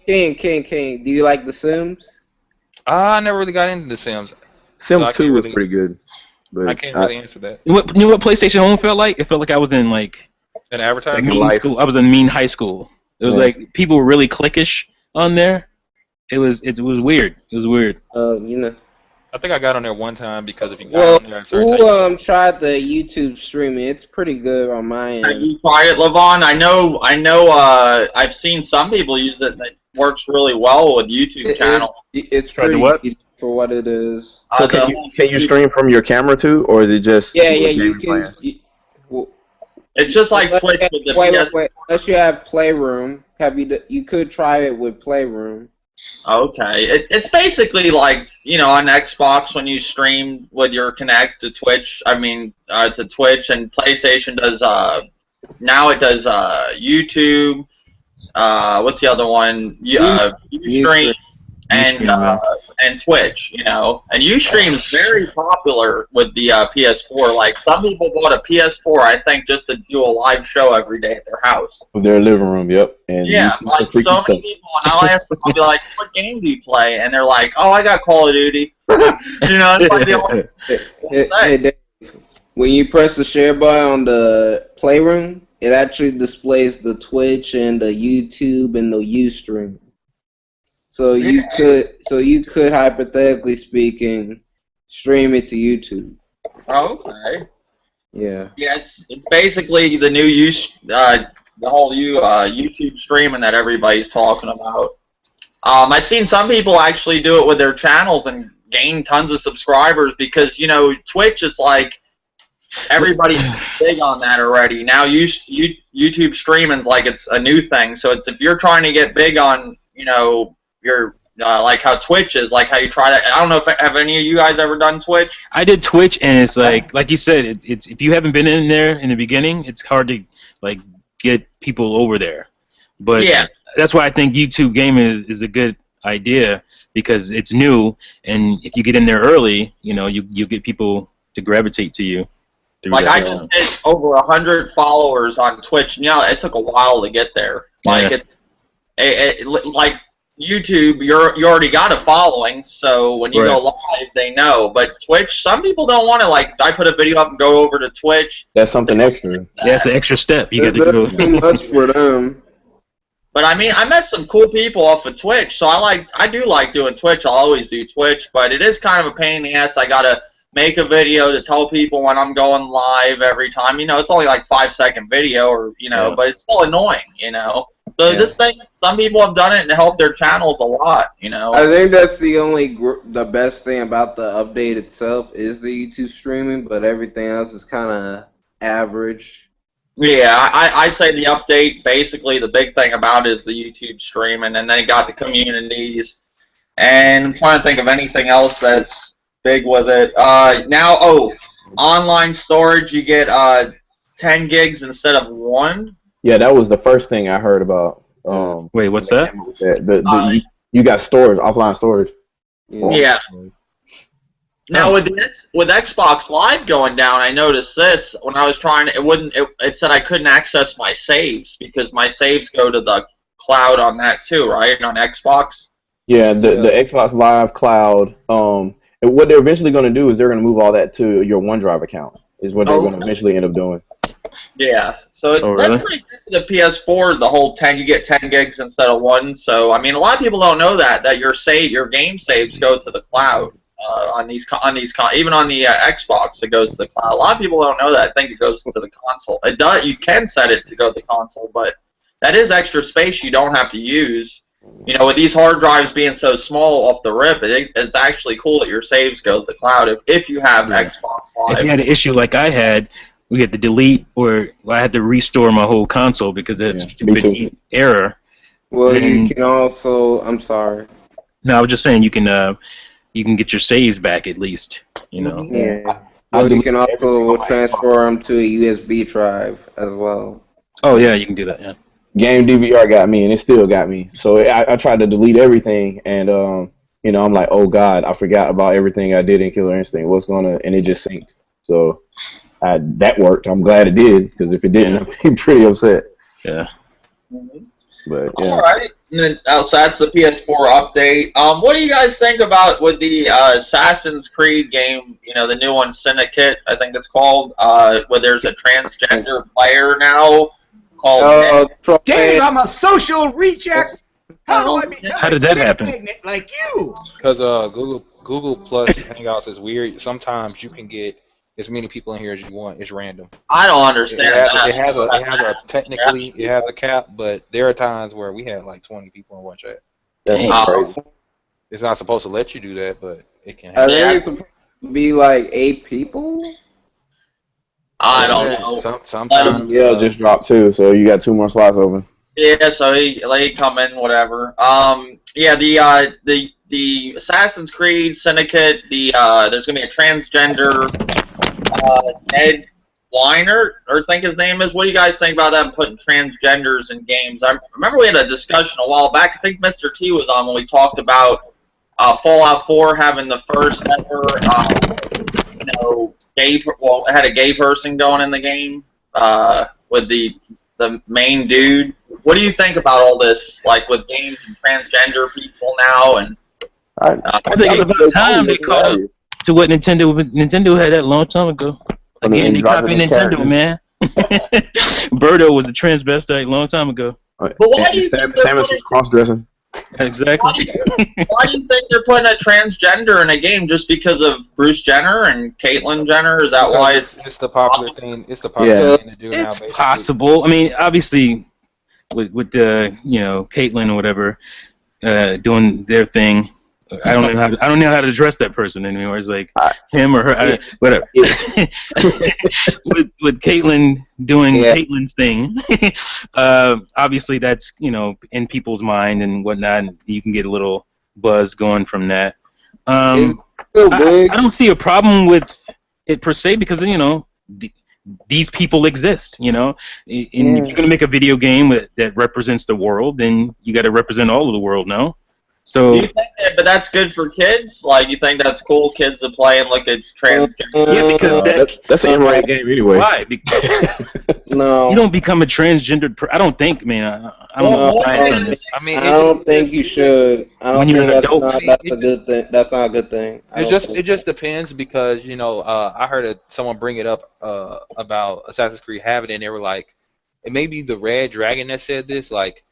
Basically, it kind of sounds like they're just saying, "Oh, we have a token transgender person." Now, normally, when you have a token, like they say, "I got a token black person," or whatever, that's just like, "Oh, I'm going to put this minority or this different person in this product or whatever it is to say I'm diverse." Like, does the transgender person add anything to anything? No. Probably won't. There's an agenda behind that too, though, because like I don't know if anybody remembers, but the gaming press at large, as well as the gaming publishers themselves, were going around spreading the new information as if this last E3 was the most transformative E3 ever because of women in gaming, and I'm like, there were more girls in games last year, not this year. You were just promoting them more this year. Does Kratos banging chicks between levels, does that add anything to the game? No. But nobody has a problem with that because it's straight, No, I mean, I'm not saying I have a problem with them being there or not, but at the same time, like, in Greek, that's Greek mythology. That happens a lot. So it just like if Kratos was banging, no offense, boys, that happened a lot too in Greek mythology. That's true. Could have added that. People would have been upset. I mean, well, yeah, because he's having sex with children at that point. But I'm saying if he was banging a man, then yeah, that would probably most people probably would say that's weird or they don't like it. But that's nothing. I don't think anyone could really argue that happened in Greek mythology. Well, back in times, how many people do we know? I mean, I'm pretty sure they were transgender people. They probably just didn't admit it or know they were that or something. But that's kind of weird because Assassin's Creed goes upon history. So I'm pretty sure transgender people existed way before now. But yeah, that's not. Of course. I don't remember that being like some big like thing. Well, here's the problem I have with that. So, kind of what I was talking about the E3 thing is that so. Ubisoft in particular and a bunch of other third-party publishers are trying to pimp the current social issue as some type of advertisement for their game. They did the same thing last year and the year before. They'll try to tackle a social issue. Oh well, we have a heroine now because Tomb Raider was hot and all this other kind of stuff. So now we're women in games. We got to have strong female leads and you notice there's other games out there now. I forget this. I think it's the PlayStation. What's the name of the PlayStation title where she's fighting the robots? Dinosaurs or whatever. Horizon. Horizon. So they're trying to like push the social issues that are hot right now, and I guess try to see if that draws in more people. And I don't think that's going to work. Well, we're talking about it, so I mean it's already kind of quote unquote working. We're the minority. With disgust, we're talking about it, but I mean, like I said, they want to add them in there. They can add them in there. I mean, I personally do not care, but I just see it's all up to that. People get offended. I just feel like people get offended. Yeah, they're doing. Well, I mean that some have adopted homosexual thing in schools. Like the homosexual thing now is not an issue now that the transgender thing. That's what I was saying. They're adopting the transgender thing in the health textbooks and stuff like that. Well, what I'm getting at though, Levon, is like a little bit before this whole transgender thing, like homosexuals was a big thing. We were talking about, Far Cry 4 or homosexual in the game. Now that's not really an issue. Now you got transgenders. Oh, the trolls back again. That It's the clown meat, and safety glasses are required. Now you got transgenders that are, it's kind of like they help the homosexuals out. Now they're not the focus. Now transgenders are, Yeah. And remember back in the day with like TV, for example, like a lot of us are older in here, like where we used to watch stuff like you saw at certain times at night. They would put like the dirty shit on at a certain time. Now it's on any time of the day. They don't give a shit. Yeah. And now video games have anything in them. They'll put anything in a video game. It's like there's no censor no more. It's like anything goes. And I know they don't need to censor it when they put MA on the box. You should know, it's going to be an adult, content game. That's why they have the ESRB. But then the argument is someone could make the argument why is being transgender an adult thing? Yeah. Mm-hmm. Because it's not psychologically. Yeah, psychologically, kids aren't able to deal with that stuff. I mean, but at the same time, though, if let's say a game rated E for everyone had a transgender character in it, why? Like that's not really like if the person is just have that. It's called Super Mario Brothers 2. Yeah, Birdo and Final Fight. Yeah, but that was more of a creature, that's different because you wouldn't know that if you read the manual. If you read the book, and then on top of that, like. No, like I get what you're saying, but I think that was even different. I think Birdo was I know you're joking. Yeah. I don't think Birdo was transgender. I think Birdo was like I don't know what. Birdo was a cross-dresser, girl right? who Well, King, likened you're himself not a guy, really or a guy who likened made himself a girl. Oh, But I was confused, like, because back then I don't remember the term being used. We just said Birdo was a crossdresser, so I don't know what Birdo was. Well, he only had a bow in his head. I don't consider that dressing. It was I mean, Poison. is Poison was the first transgender. is Mario a furry because he wears like those animal outfits? I don't know what's going on. Maybe. Well, they're making this like known that this is a transgender. I think did Ubisoft come out and state this or something, or I don't. Yeah, And it's not going about it. It's no different if they just said we're making a game and it has an Asian person in it. It's like, why are you telling me this? Like, why are you saying like this is a big? Because it's rare. I mean, that's just it. It's a rare thing. It's actually advertisement. It's controversy is Oh, Mr. T's okay. Yeah, I'm trying to help you out here. Oh, okay. Yeah, controversy. See if I can get the real Shadowfox in here too. I appreciate that. But controversy is advertisement. People focused on something, a topic, and they'll look now the game's known. Like Far Cry with the whole gay guy in the game, he wasn't really that big of a deal because he wasn't really even in. Like from what I played so far, he's not even really in the fucking game. But the beginning, that was touched on in games like Fear Effect way back when it was really an issue. True. So now, I mean, come on, man. Ellen has a talk show. Mm-hmm. So, it's in the mainstream. Yeah. Yep. I think nowadays it's like anything goes. It don't matter. I mean, that's just how it is. There was one time where it was controversial for me to be married to my wife. Because we're different races. So. Well, yeah, that is true. You make a good point there. Trying to think of anything else. Let's think. Any of you looking forward to Halo 5? Yes. I don't care for Halo, man. I'm sorry. Did you ever play Halo? Yeah, I played it. Oh, you're the face of Xbox. The face of Xbox. Oh. No, I played it at a friend's house.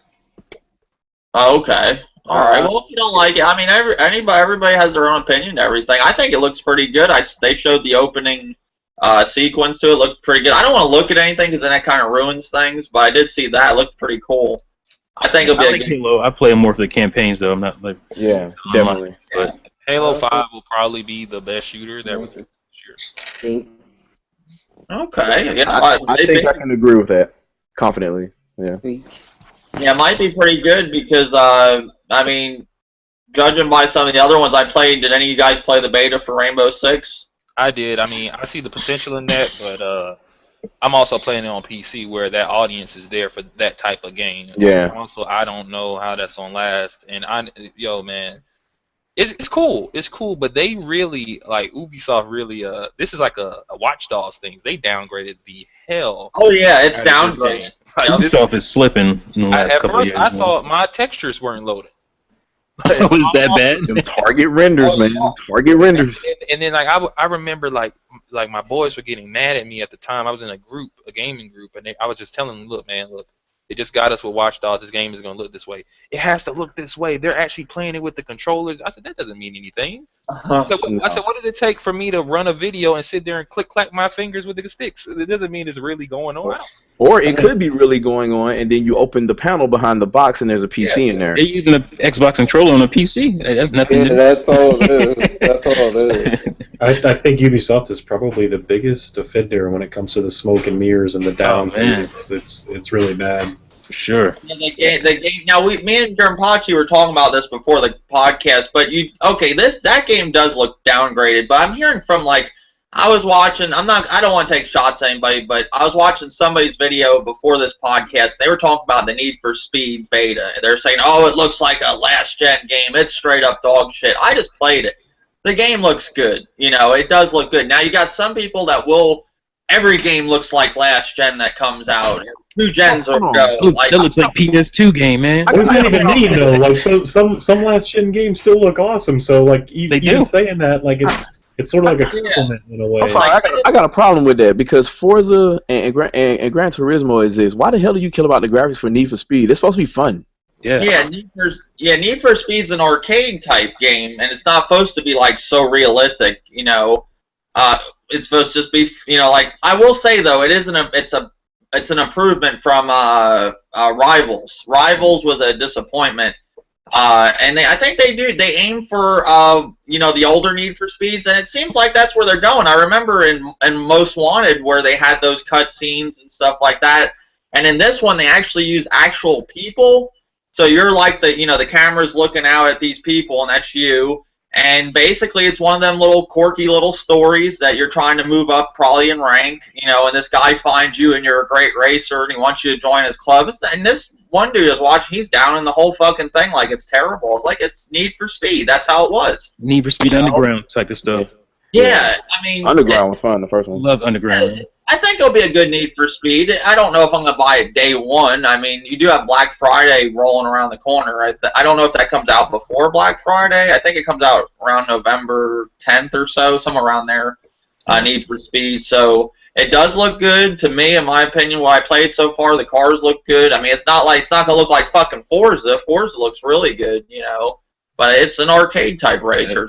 It's not a sim, so it is what it is. But it does look good in my opinion. I actually do. I'm looking forward to that. But yeah, the whole thing about how people always call like everything looks like a last gen game. Like I don't get that. Not every fucking game that comes out, but it seems like that's what they like to say. I don't know what kind of graphics they're expecting.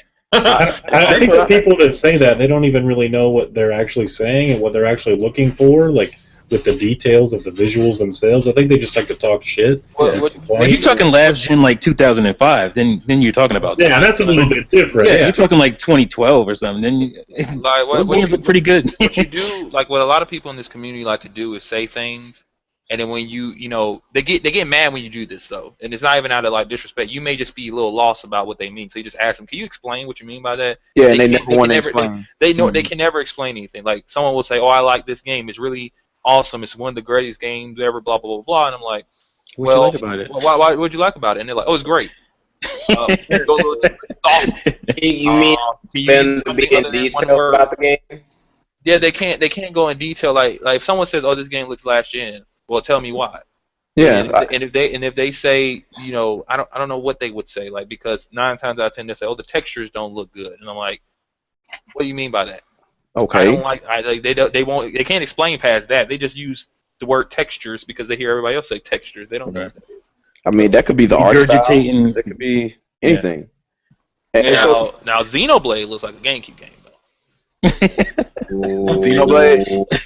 Until you play it. Yeah, I wish I had that GameCube. GameCube never looked that good, man. Xenoblade looks like a GameCube game. Well, like another thing though, like Dead Rising 3 on the Dead Rising 3 on the Xbox One. It does now with next gen. It's not only just graphics, because that game does look like last gen, but there's a lot of zombies on screen, so that makes it next gen, is because they couldn't do that last. Honestly, I think Dead Rising 3 looks great.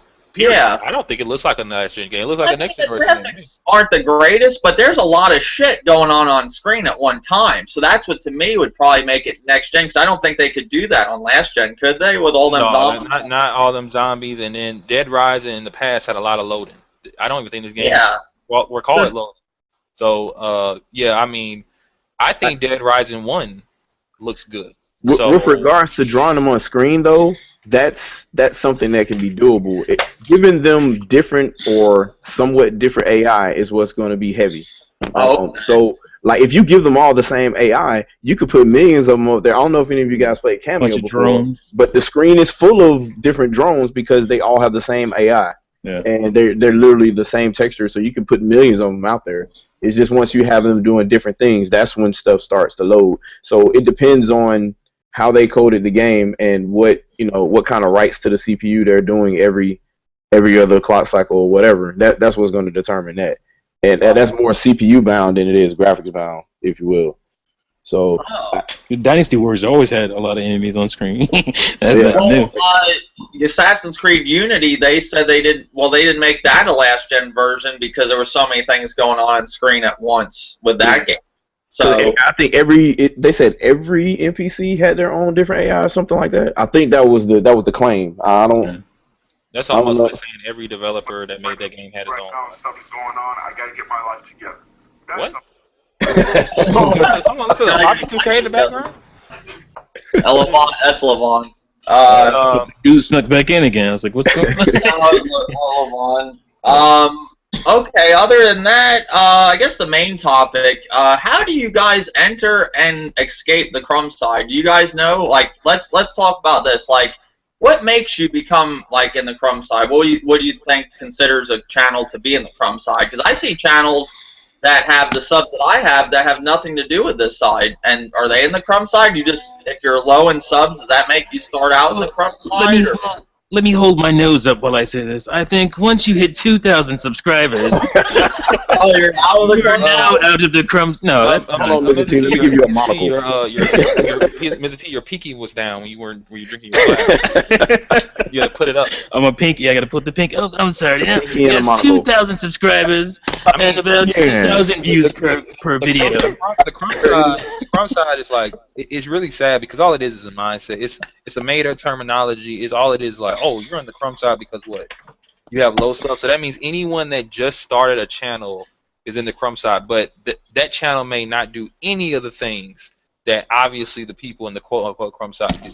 Right. It's really what you do. I don't care if you have millions of subs and viewers. Yeah, it's about what you're doing. You're out here threatening to go meet people and beat them up. You know what I'm saying? I don't care how many viewers you got. You're doing Crumside activities. So it necessarily is it you have to associate with people that are considered there in the Crums, that people consider in the Crumside, or is that what you're meaning? Or I mean, if you associate, normally when you associate with certain groups of people, you normally probably act like those people. That normally happens a lot.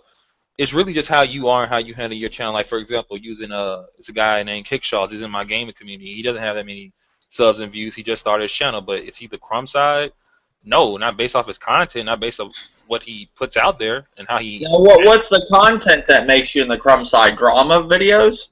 I mean, drama is in life, and if it's how you handle it, but anything you may say may start some type of drama or controversy. So you can't escape that, but it's all about how you go about it too. I think that the thing with drama here on YouTube or on the Crumside is like the actual meaning has changed so much like hardcore gamer. Like, people have like a different interpretation and everyone has their own definition of what hardcore gamer actually is. I think it's the same with drama. Like, someone could like do a video on this is why I believe and give legitimate reasons, like no like trolling or BS. This is why I believe Xbox One is better than PS4, and someone might say this guy's like starting shit. He's creating drama, but that's not true. You know what I mean? Like, yeah. He's trying to be like informative and say like, this is my opinion.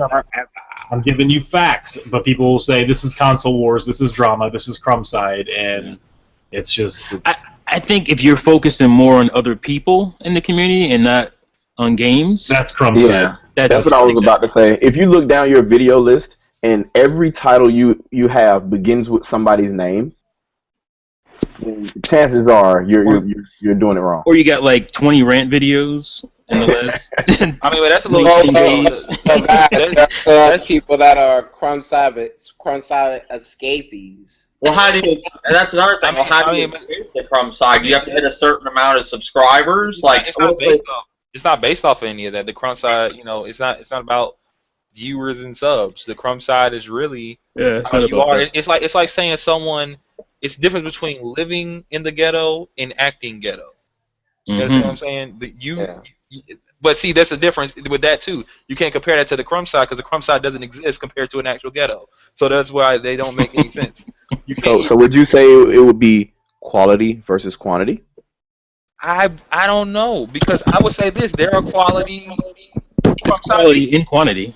I mean, would you not say that some of these Crumside guys, they got pretty good quality in the Crumside section of YouTube? But they're considered Crumside, like they got the high quality Crumside videos.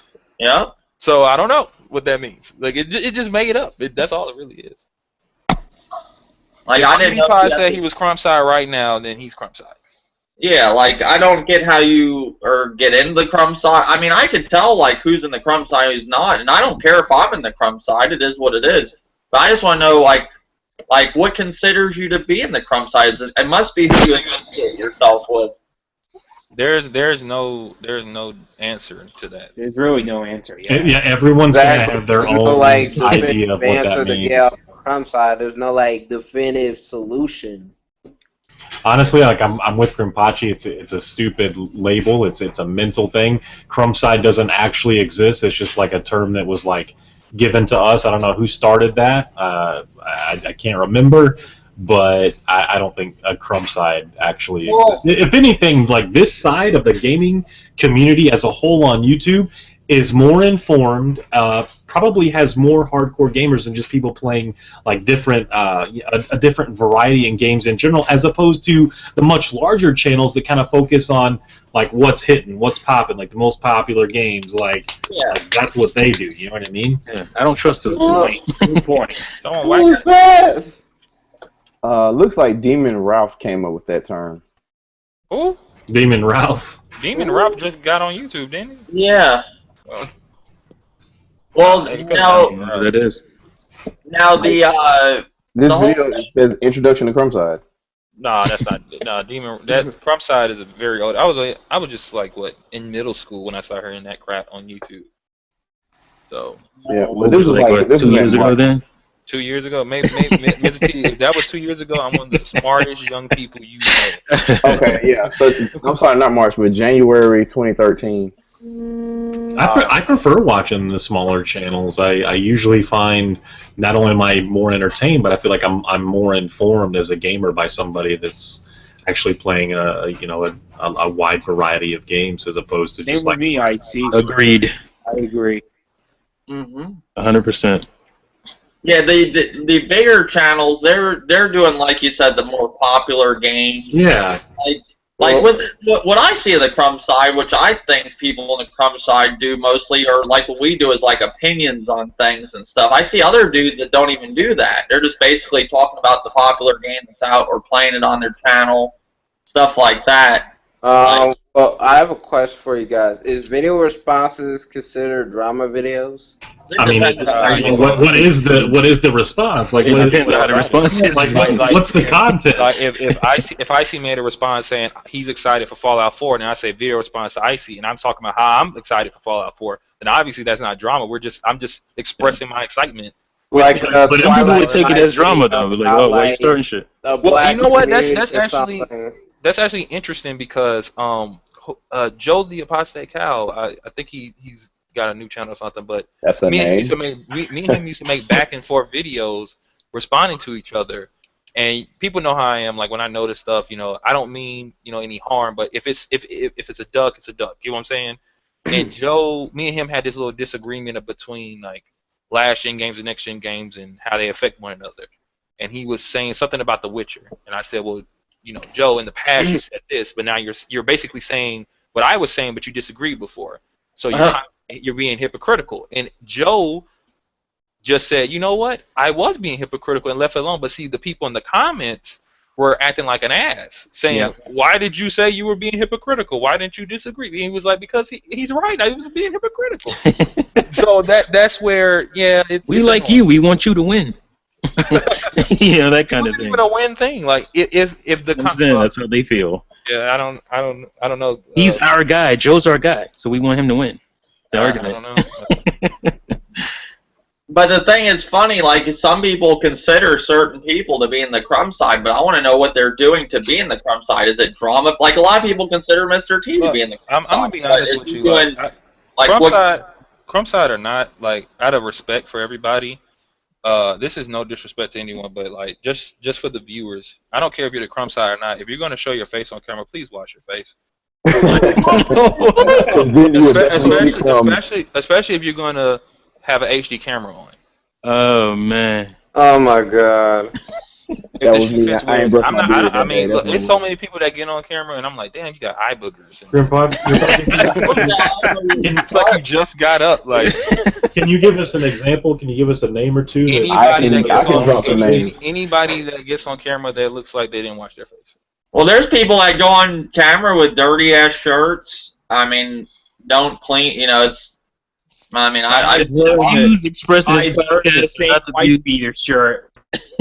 Guys wearing the same white beater shirt. It would be like Mr. T getting on camera and his Mr. T doll is dirty. It's like dust around it. Like clean it. Will you please wash that doll's shirt, man? But yeah, I just want to know what considered you to be in the crime. Now you have a lot of people saying too, like they're escaping the Crumside. You know, I don't know how they escaped it. Do you have to hit a certain amount of views, or do you have to change your content? Like we said, it's whatever you want to believe. It's imagination. You know what's funny? I've never heard anyone call me a Crumside or say I was on the Crumside. I haven't heard it either. I've never. I had somebody tell me. I've heard Mr. T's been in the Crumside. Grimpachi, I've heard that too with you. I mean, I talk to a lot of different people, and they do.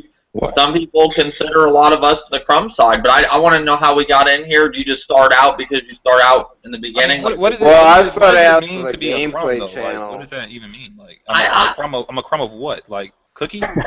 Bread? What? Well, a crumb, like somebody, you don't know what crumbs mean when people call you that? It's basically the crumbs, like the shitty part. You're bottom feeders. Yeah, you're like the bottom of the barrel scum. Yeah. You're getting the crumbs. That's like the worst shit. 9 times out of 10, I guarantee the people calling you Crumside watch you. So you're watching the crumbs, which doesn't make sense. Yeah, it's good. Because if you're watching me, what are you? You're just as crummy as I am, I guess. It's even worse because you're watching the crumbs. I have an excuse. At least I'm the crumb. You're watching me. What does that make you? Well, and another thing, you ever notice the people in this community how they act like they don't watch you, but they do? Clearly, all the time. Oh yeah. Like you might never think these people even know you, and then they'll say, like an example, Mr. T was on a podcast the other night, and I was listening. Grimpachi told me, he's like, oh, they talked about you in a podcast, and I was like, who? And he said Active Gamer Life, and I've never talked to Active Gamer Life or anything, but he said Levelhead. And I used to argue, like, leave comments and stuff in his channel in the comment section, but I don't think he's ever saw any of my videos. So he brought up that whole thing about the Xbox that he brought during Christmas, and he said that I said, what did he say, Mr. T? Oh, I think he had an issue with it around Christmas time with the Tomb Raider. He couldn't play it He couldn't play it because it was down. Xbox Live was down or something, and he expressed that, and then I guess people came at him saying, "Oh, you're just a Nintendo fan, just trying to." You bought the console to talk bad about it. Basically, is what he was saying. I think he said that you said that about him. I don't know. Like, but you know what my that Sunset Overdrive though. Yeah, but you know what my actual comment was to him about his thing. Now he said that I attacked him for being a fanboy of Nintendo. Don't quote me because I don't know exactly what he said. I don't remember. Like I said, when I saw it, I thought, because the way it came across, I thought you guys debated. I'm like, where is this video? I want to see. I never seen Dave debate. And then I didn't debate him. It was basically I told him why did he buy the Xbox, and all that. I was going on about the PS4. I've never mentioned what he was mentioning, that I said he was a fanboy of that. Maybe I remember I did a video though where Mr. T, you were in my comment section around that time, and you said you were talking about Levelhead or something. I mentioned because I saw his video, but in the comment section I didn't leave that. So obviously he was watching my video if he heard that, And that's what I'm trying to point out. Why do people act like they don't know you, but they watch you? I don't get that. I don't know why people don't mention other people's names in videos. Well, they don't want to give you any credit. That's what it is. They don't want to. Some people, like, I hate to say it, I'm not attacking Broken Games or anything, but I've heard him say in a video, he sat in a chair on a video, and he says, why should I shout this guy out? He didn't work where I'm at. I work for this shit. This is YouTube. How did you work? This is YouTube. That's what I'm saying. If I was ever real big, I'd give everybody a shot. Dave, can I talk for a minute? It was just like the whole 8-bit Eric thing. How the hell did this dude knew I was doing Nintendo fanboy destruction month? How the hell this dude knew I was mentioning him for like a split second, then he false flagged me? Like, I had no idea this dude was watching me, and he just comes in and false flags me. If you're lagging, they snitching. Yeah. I never flag anybody. Video Game Lover, how many subscribers does 8-bit Eric have? Like 20,000? 20,000?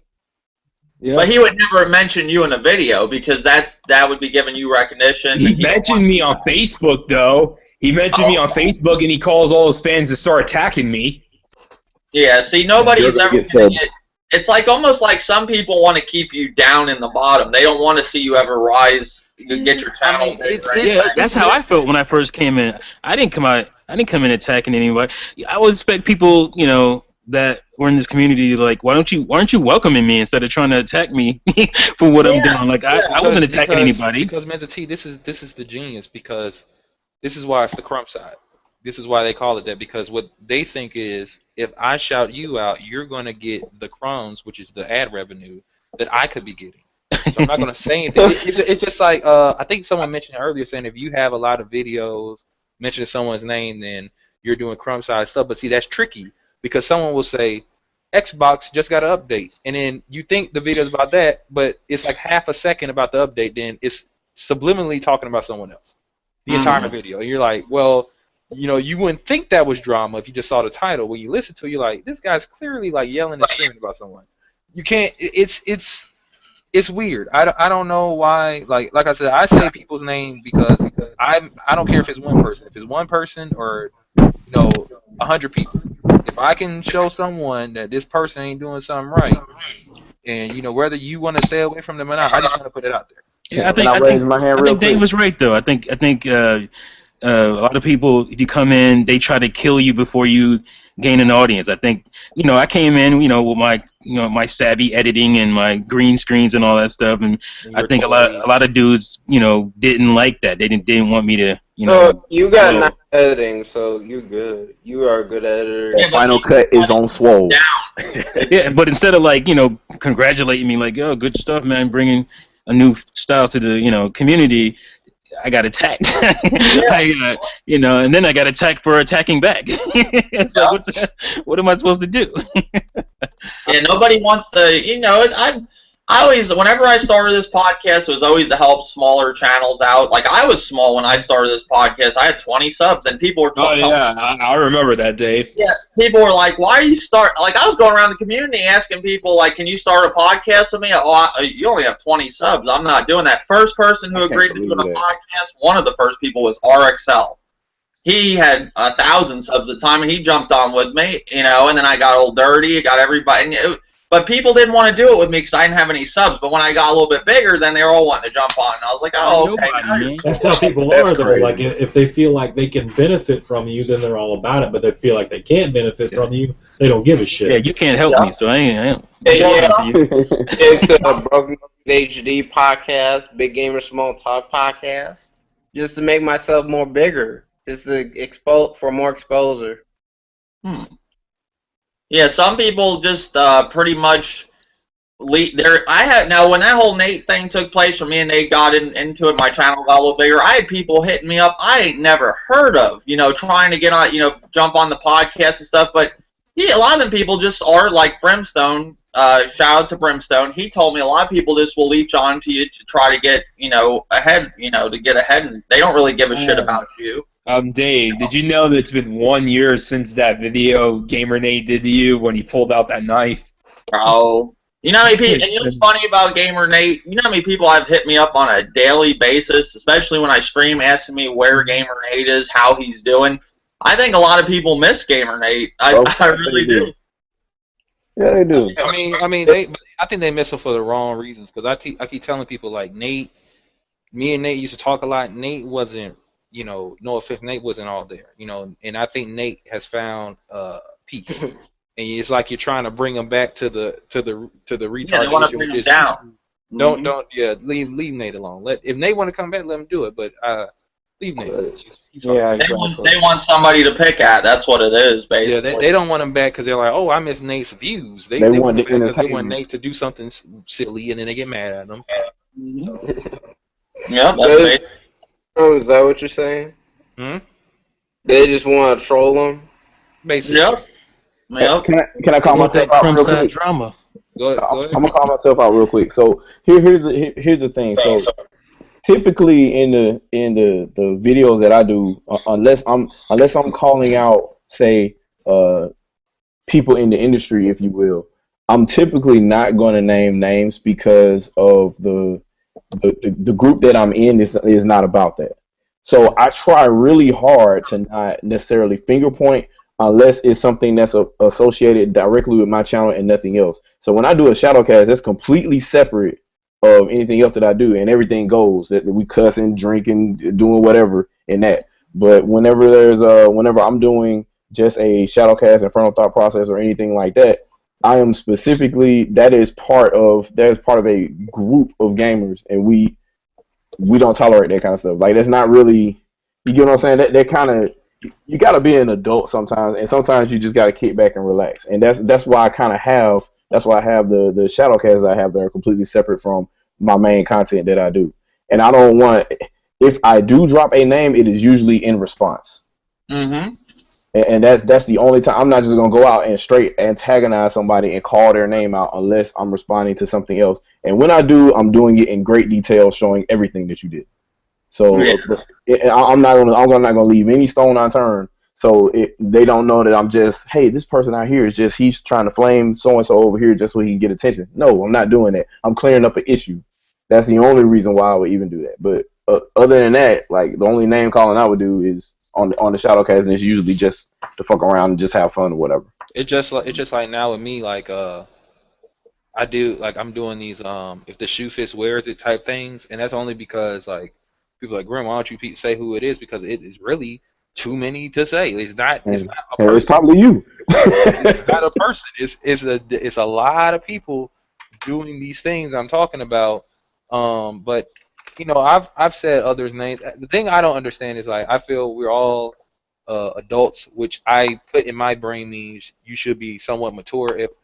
If I say something, I know somebody's gonna act differently to someone else. But like, if you're blatantly lying on a video, and I come up and say, "Yo, no disrespect, you know, I'm not calling you out, I'm not calling you out your name. I'm just saying, yo, you're lying. Why'd you lie?" Bam, that's it. I don't understand why people try to like twist the words, and you know, it's silly because it's like in the end you're not disproving what I said. No, then you're putting out misinformation. I said that I thought about having one a long time ago. then you're like, the thing is I keep telling people, if you know, a lot of these guys say, "Oh, I care about the gaming community, I care about gamers." Well, then you should care enough not to put out misinformation. And if I say, "Look, you put out misinformation, you might need to change that," and you want to like try to cover it up and pretend like you didn't do it, that's weird. Because it's like, you really don't care. You just don't want to be wrong. That's what that boils down to. Yeah, Grimpachi had an issue where I brought up a topic in my podcast, couple podcasts about a month and a half ago. It was about Sunset Overdrive. Microsoft pretty much not doing no more DLC for that game and no future games. They're cutting it because it didn't reach enough sales. I got it from another YouTuber that I just had started talking to on PS4. I thought I seen one video I thought he was like, not trying to mislead anybody or anything. And I brought the topic up in the podcast, and Grim's like, "Where did you hear that from?" So he looked into it after I told him who I heard it from. Come to find out, this guy, what was he doing, Grim? He was making stuff up. He said that Microsoft said, Insomniac said that Microsoft said they cut any future development and DLC of Sunset Overdrive, and you go to his source, and all it is a gamer on Twitter asking Insomniac, "Are you making any more DLC?" He said, "No, we're not making any more DLC from this DLC we already made." And so out of that, he made a quote-unquote assumption, but that's not what he said. He said there's social media reports saying these things. Then that's not an assumption. That means there's some evidence. I can go look at something and see what you just said. Wait a minute. You said social media reports. That's what the fail is right there. Well, then he saw Grimpachi's response, and then he hit me up on PlayStation trying to make Grimpachi look like he was an idiot, for saying that. Not the fact that he came out, he's like, "Did you watch my other video that I made?" I said, "But yeah." I said, "To be honest, man, from your first video, the reason I mentioned it in my podcast, I thought Insomniac Games or Microsoft they cut ties with Sunset Overdrive." And he was trying, what was he trying to do? He was trying to say that, because I mentioned in the video, I said, now, if I'm wrong, I'm wrong, and I apologize. But, if if you said in the video you speculated, I saw the video, and it did get a little confusing because when Dave first told me about it, I didn't see it. Then I saw it later, and he was saying I was sounding like I was bipolar, and all that's irrelevant. But what I'm saying is that he was trying to say he was making an assumption. You can't make an assumption when you're telling people that there's a source to this information. That's not an assumption. That means I can go look at something that you had nothing to do with, and I can go see this evidence. And it's not just him. There's plenty of people in the past that I've talked to, and I'm like, Joe is probably like the only person I can remember where I said something to him, or I don't remember there was a time where he said something to me and I was wrong, and I just said, "Yep, my bad." But he's like the only person I know off the internet where it's like, "Oh, we had a misunderstanding." Bam. Like I wouldn't say what me and Shadowfly said was a misunderstanding because it just had to do with our opinions. I don't know what that was, but so yeah, he's probably the only person that was like, "Yeah, my bad," and moved on. But I don't know why people try to justify the lies. It just doesn't make sense. And this is the name of the video, and you can look at the title and see what you get from it. Microsoft pulls plug on Sunset Overdrive and DLC. Does that look like a speculation? Or even sound like, does that sound like it from the title of that? That sounds like a headline to me. Yeah, so he tried to make this big long thing that was a speculation, and he makes this other video, and he says, oh, well, from past games that Microsoft has done this with it, he was speculating that they're going to do it with Sunset Overdrive. But basically, he was wanting to turn around like Grimpachi didn't know what he was talking about. And I seen all these people in his comment section that supposedly they go by the saying "we game here," giving them a heads up and everything. And I'm like, so they're overlooking it just because they like this dude. You know what I'm saying? They're completely ignoring that he's blankingly lying right in front of everybody. I know that, dude. That's how this community is. If people like certain people, they will overlook certain things, the truth or whatever, just because they like that dude. Yeah, tell me about it. Yeah. Then I told the dude, I go like this. I said, you know what? I'm gonna take Grimpachi's video and your video, all how they came out, and I'll let the viewers decide if it's a speculation. Oh, no, don't do that. Just make it, because he wanted me to make a video pretty much saying Grimpachi's full of shit.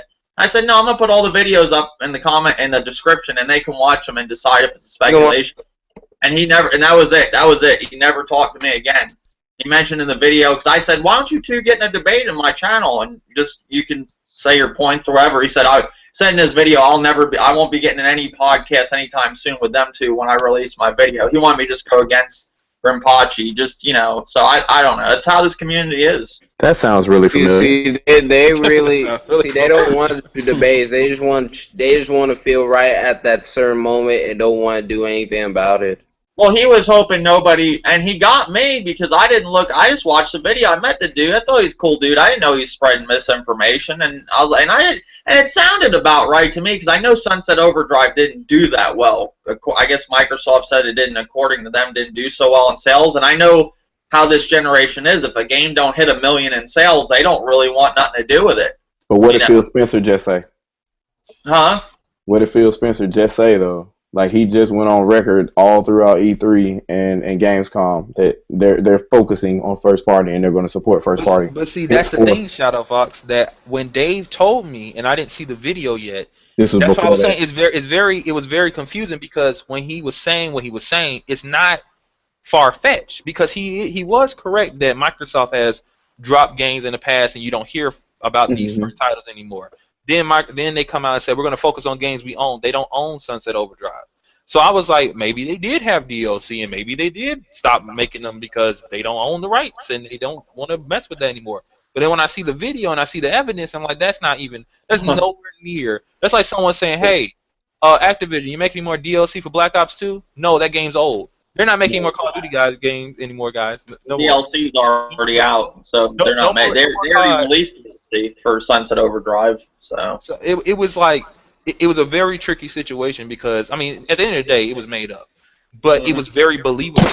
That's why, honestly, if someone didn't link me the video and say the video didn't sound right, I wouldn't even have checked it because it sounded like it would happen. Now, sadly, unfortunately, and that's kind of part of why my channel exists. Gaming websites do that all the time. Yeah. Like big gaming websites. But when you start reading what their quote unquote source is, and you get this Twitter link, and then you find out this Twitter link, and then you find out who this person is, and this person they ain't worked for this company in like 6 years. Well, now you've got more gaming news. Remember back in the day when we just had GamePro and Electric Gaming Monthly and Nintendo Power? That was it. That's all we had. And now we got IGN posting fucking videos every hour. I mean, IGN always had their website for a long time, but it wasn't, gaming news wasn't like this, like where the fucking website's constantly posting new gaming news. I mean, it's a little ridiculous. They don't have anything anymore. So they used to have the exclusive where if you wanted to see any type of gaming event or anything like that, we had the coverage. Now everybody's streaming it all on the internet. If you wanted to get a game review, they were about the only people that were getting them early. Now people, like, there are YouTubers that get games early now. And they can tell you the real skinny because it's the retail release. It's not some daggone developer code or anything like that. And they open the package for you early and show you everything that's in the game. Yep. So they don't have a leg up anymore. Like at this point, with Tony Hawk, like I was listening to the Giant Bombcast. They didn't even get the game early. YouTubers did. So now it's to the point where the press is at a disadvantage. Nintendo has completely cut them out. So obviously the press ain't gonna speak good about them because they don't give them anything anymore. Yep. So and Microsoft looks like they're going that way, and Sony has already started the Sony experience. So they're grasping for straws right now. Mm-hmm. I don't know. Do y'all remember back in the day when you used to pay to subscribe to IGN, and if you didn't pay by a certain time, it was usually right before E3 started? Yeah, that was. And if you didn't pay that subscription, you couldn't get your E3 footage. Yeah. Yeah, that's gone away. So they have to do everything they can to get ad revenue off clicks. So they come up with as much clickbait as possible from social media and from their headlines to get people to come to their site. Console wars, man. They got to fuel the console wars to keep people clicking.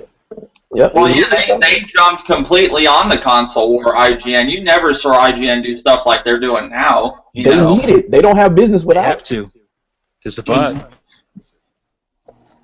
Yeah, it's really interesting, the whole thing. What would you guys like? Did you like how gaming news is now, or would you prefer it like how it used to be in the magazines back in the day? I miss the magazines, man. I'm nostalgic, so I miss the magazines. Yeah. Yeah, I miss the magazines. It was something tangible to hold in your hand, and you didn't need the internet to. Yeah. And it was straight up news. It was news about the game. There was no slants. I mean, there was slants during like the reviews. Like if you read Nintendo Power, you had to take their Nintendo reviews with a grain of salt. But and back then articles, the leaks were more legitimate then too, because usually back then there weren't big time lawyers and stuff like that for all these publishers. So usually it was like literally the producer of the game, and only the press have these contacts. So they're calling these people and getting these phone numbers, and they're doing interviews and stuff like that, or phone interviews or whatever, and they'll let some slip. Yeah. And that'll be their world exclusive, and it'll be on the cover of the magazine or whatever, and the publisher just have to get mad at it later. But that kind of stuff was legitimate back then, and now it's like we have fake leaks and stuff like that, and it's not even these rumors that get posted on NeoGAF, Reddit. Nothing's real anymore. Can't trust. Now, Game Informer, that's the only one that I really see anymore, and I don't even like looking at that much no more. But that's a catalog for GameStop. Yeah, that's a GameStop catalog. So I like Game Informer for the pictures. Yeah, it's real clean. The covers are nice. It's got known ads in there. What about GamePro's gone, right? That ain't no more? Yeah, they're gone. The website still exists, though. Oh, okay, the website. Is Electric Gaming Monthly still around? Aren't they one up now? EGM is one up now, right? One up, I think, yeah. Okay. They'll merge with IGN. So I think they're all in one thing now. Now, has Game Informer always been with GameStop? They weren't with GameStop all the time, were they? I don't think they were. No. They were separate before then. Yeah, they were by themselves, I thought, at one point, because I remember, and then GameStop got a hold of them or something. Now they come with your prescription of your GameStop account. But yeah, I noticed Game Magazine just really, half the stuff, by the time you get Game Informer, you already know all that shit, But yeah, that's the problem, is that the internet is instant, and you have to wait a month for a magazine, and that stuff is already old by the time you get it now. So, do you guys think, like the media, like with all these like places like IGN and all that, do you think it's hurting the gaming industry, like how it is now with all this news coming out? yeah, the internet definitely hurt. For all the good things that the internet provides, it definitely hurt. It definitely hurt print media for sure, obviously, and the industry as a whole, because the media outlets have to do what they do, like we said, to survive. They have to fuel console war stuff. So that, to me, that hurts the industry as a whole. It hurts gaming as a whole. They have to do that stuff to claw on to the little success that they still have. They're not going to be around in the next 5 to 10 years. The guys that are around now. So. Yeah, I think the gaming media is really hurting the gaming industry, in my opinion. Yeah. Especially so, like I noticed, like with Nintendo, one thing I'll give the Wii U, that console, pretty much when it comes to the media, it was doomed from the get-go. I think. Yeah. There was an agenda there clearly from the beginning. Yeah, they had that doomed. I think Microsoft is, with the Xbox One, is kind of like that, but not in a sense. I do think there is a lot of gaming media that just sends out a lot of bad news on. I mean, the stuff that was coming out about Xbox, like, oh, man, don't turn on your Kinect camera because it's the government spy. I'm like, really? Like, people were really believing this stuff. I'm like, but the PS4, like, you couldn't hack the PS4 camera the same way. So I'm like, why? I think these people also forget that a lot of them have phones and tablets that have cameras. You got a phone.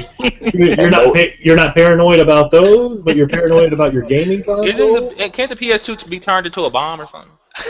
Yeah, they were using it for rockets or something. Missile guidance or something. Yeah, one of the terrorists, I think it was Bin Laden or somebody, bought up a bunch of PS2s, or maybe was that real or was that some bullshit? I think somebody made that story up. Yeah, I think that went from the Cray computer that used to power that kind of stuff, because it was power architecture and it was similar to what was inside of that. You know, people take that kind of stuff and they're like, the power of the PS2 is inside of this because they have the same chip. Yeah. Well, it was a chip in it that they thought that could power a bomb or something. I remember that. And I think it was Hussein was buying a bunch of them up or something, they said. And then there was a crazy article that came out that they said the thumbsticks are for the analog sticks for the PS4 were made out of dogs' noses. What? Yeah, I saw one. But it isn't. I saw one, and it kind of got me until like I thought about it, and it sounded stupid. Apparently, it was a fake report. Someone's Xbox One's their disc was spinning too fast, and it ejected the disc and got him in the throat. And I was like, "Oh shit, that's crazy." Dog noses, really? It was the craziest thing was the Wiimotes through the TV, because that actually happened. Yeah. I think some of those though, because the internet was popular. Some people were doing that shit on purpose. Like, I couldn't break my TV for some internet fame. It's stupid. But this is a good podcast, guys. Appreciate everybody joining. Thank you, Mr. T, for joining. Appreciate it, man. Thanks for having me, fools. Hope you come back, man. It's been a while. Thank you, Shadow Fox, for joining, man. Gamers at large in full effect. You play games to have fun or to impress other people. Thanks, Bob. I appreciate you joining me. I hope you come back. Video game lover, thanks for joining, man. No problem, man. All right, I hope you come back. Levon Cason, thanks for joining, man. Thank you, Dave. I didn't sleep through this podcast. Yeah, you fell asleep on somebody's podcast one time. Yeah. Nice. Probably 2K. I didn't fall asleep on this one. Oh, okay. I fall asleep in there too. Yeah, that's a long. I mean, this was a long one here this time, but Poppy 2Ks can hit about six or so hours. Jeez. I mean, and then they go on all week too. Like there's an everyday. Sometimes, like when I was in there, I would forget what we were talking about. I was like, yeah, they do them daily. So, thank you, Finger and Pachi, for joining as always. Xbox is the best box, and Xenoblade looks like a GameCube game. Failed to listen. Thank you for joining, man, as always. Hey man, it's pleasure's all mine. Xbox is the best box, like Rimbachi said. The face of Xbox. The old Dirty 33, thank you for joining as always. No problem, Dave. Anytime. All right, until next time. Oh Lord.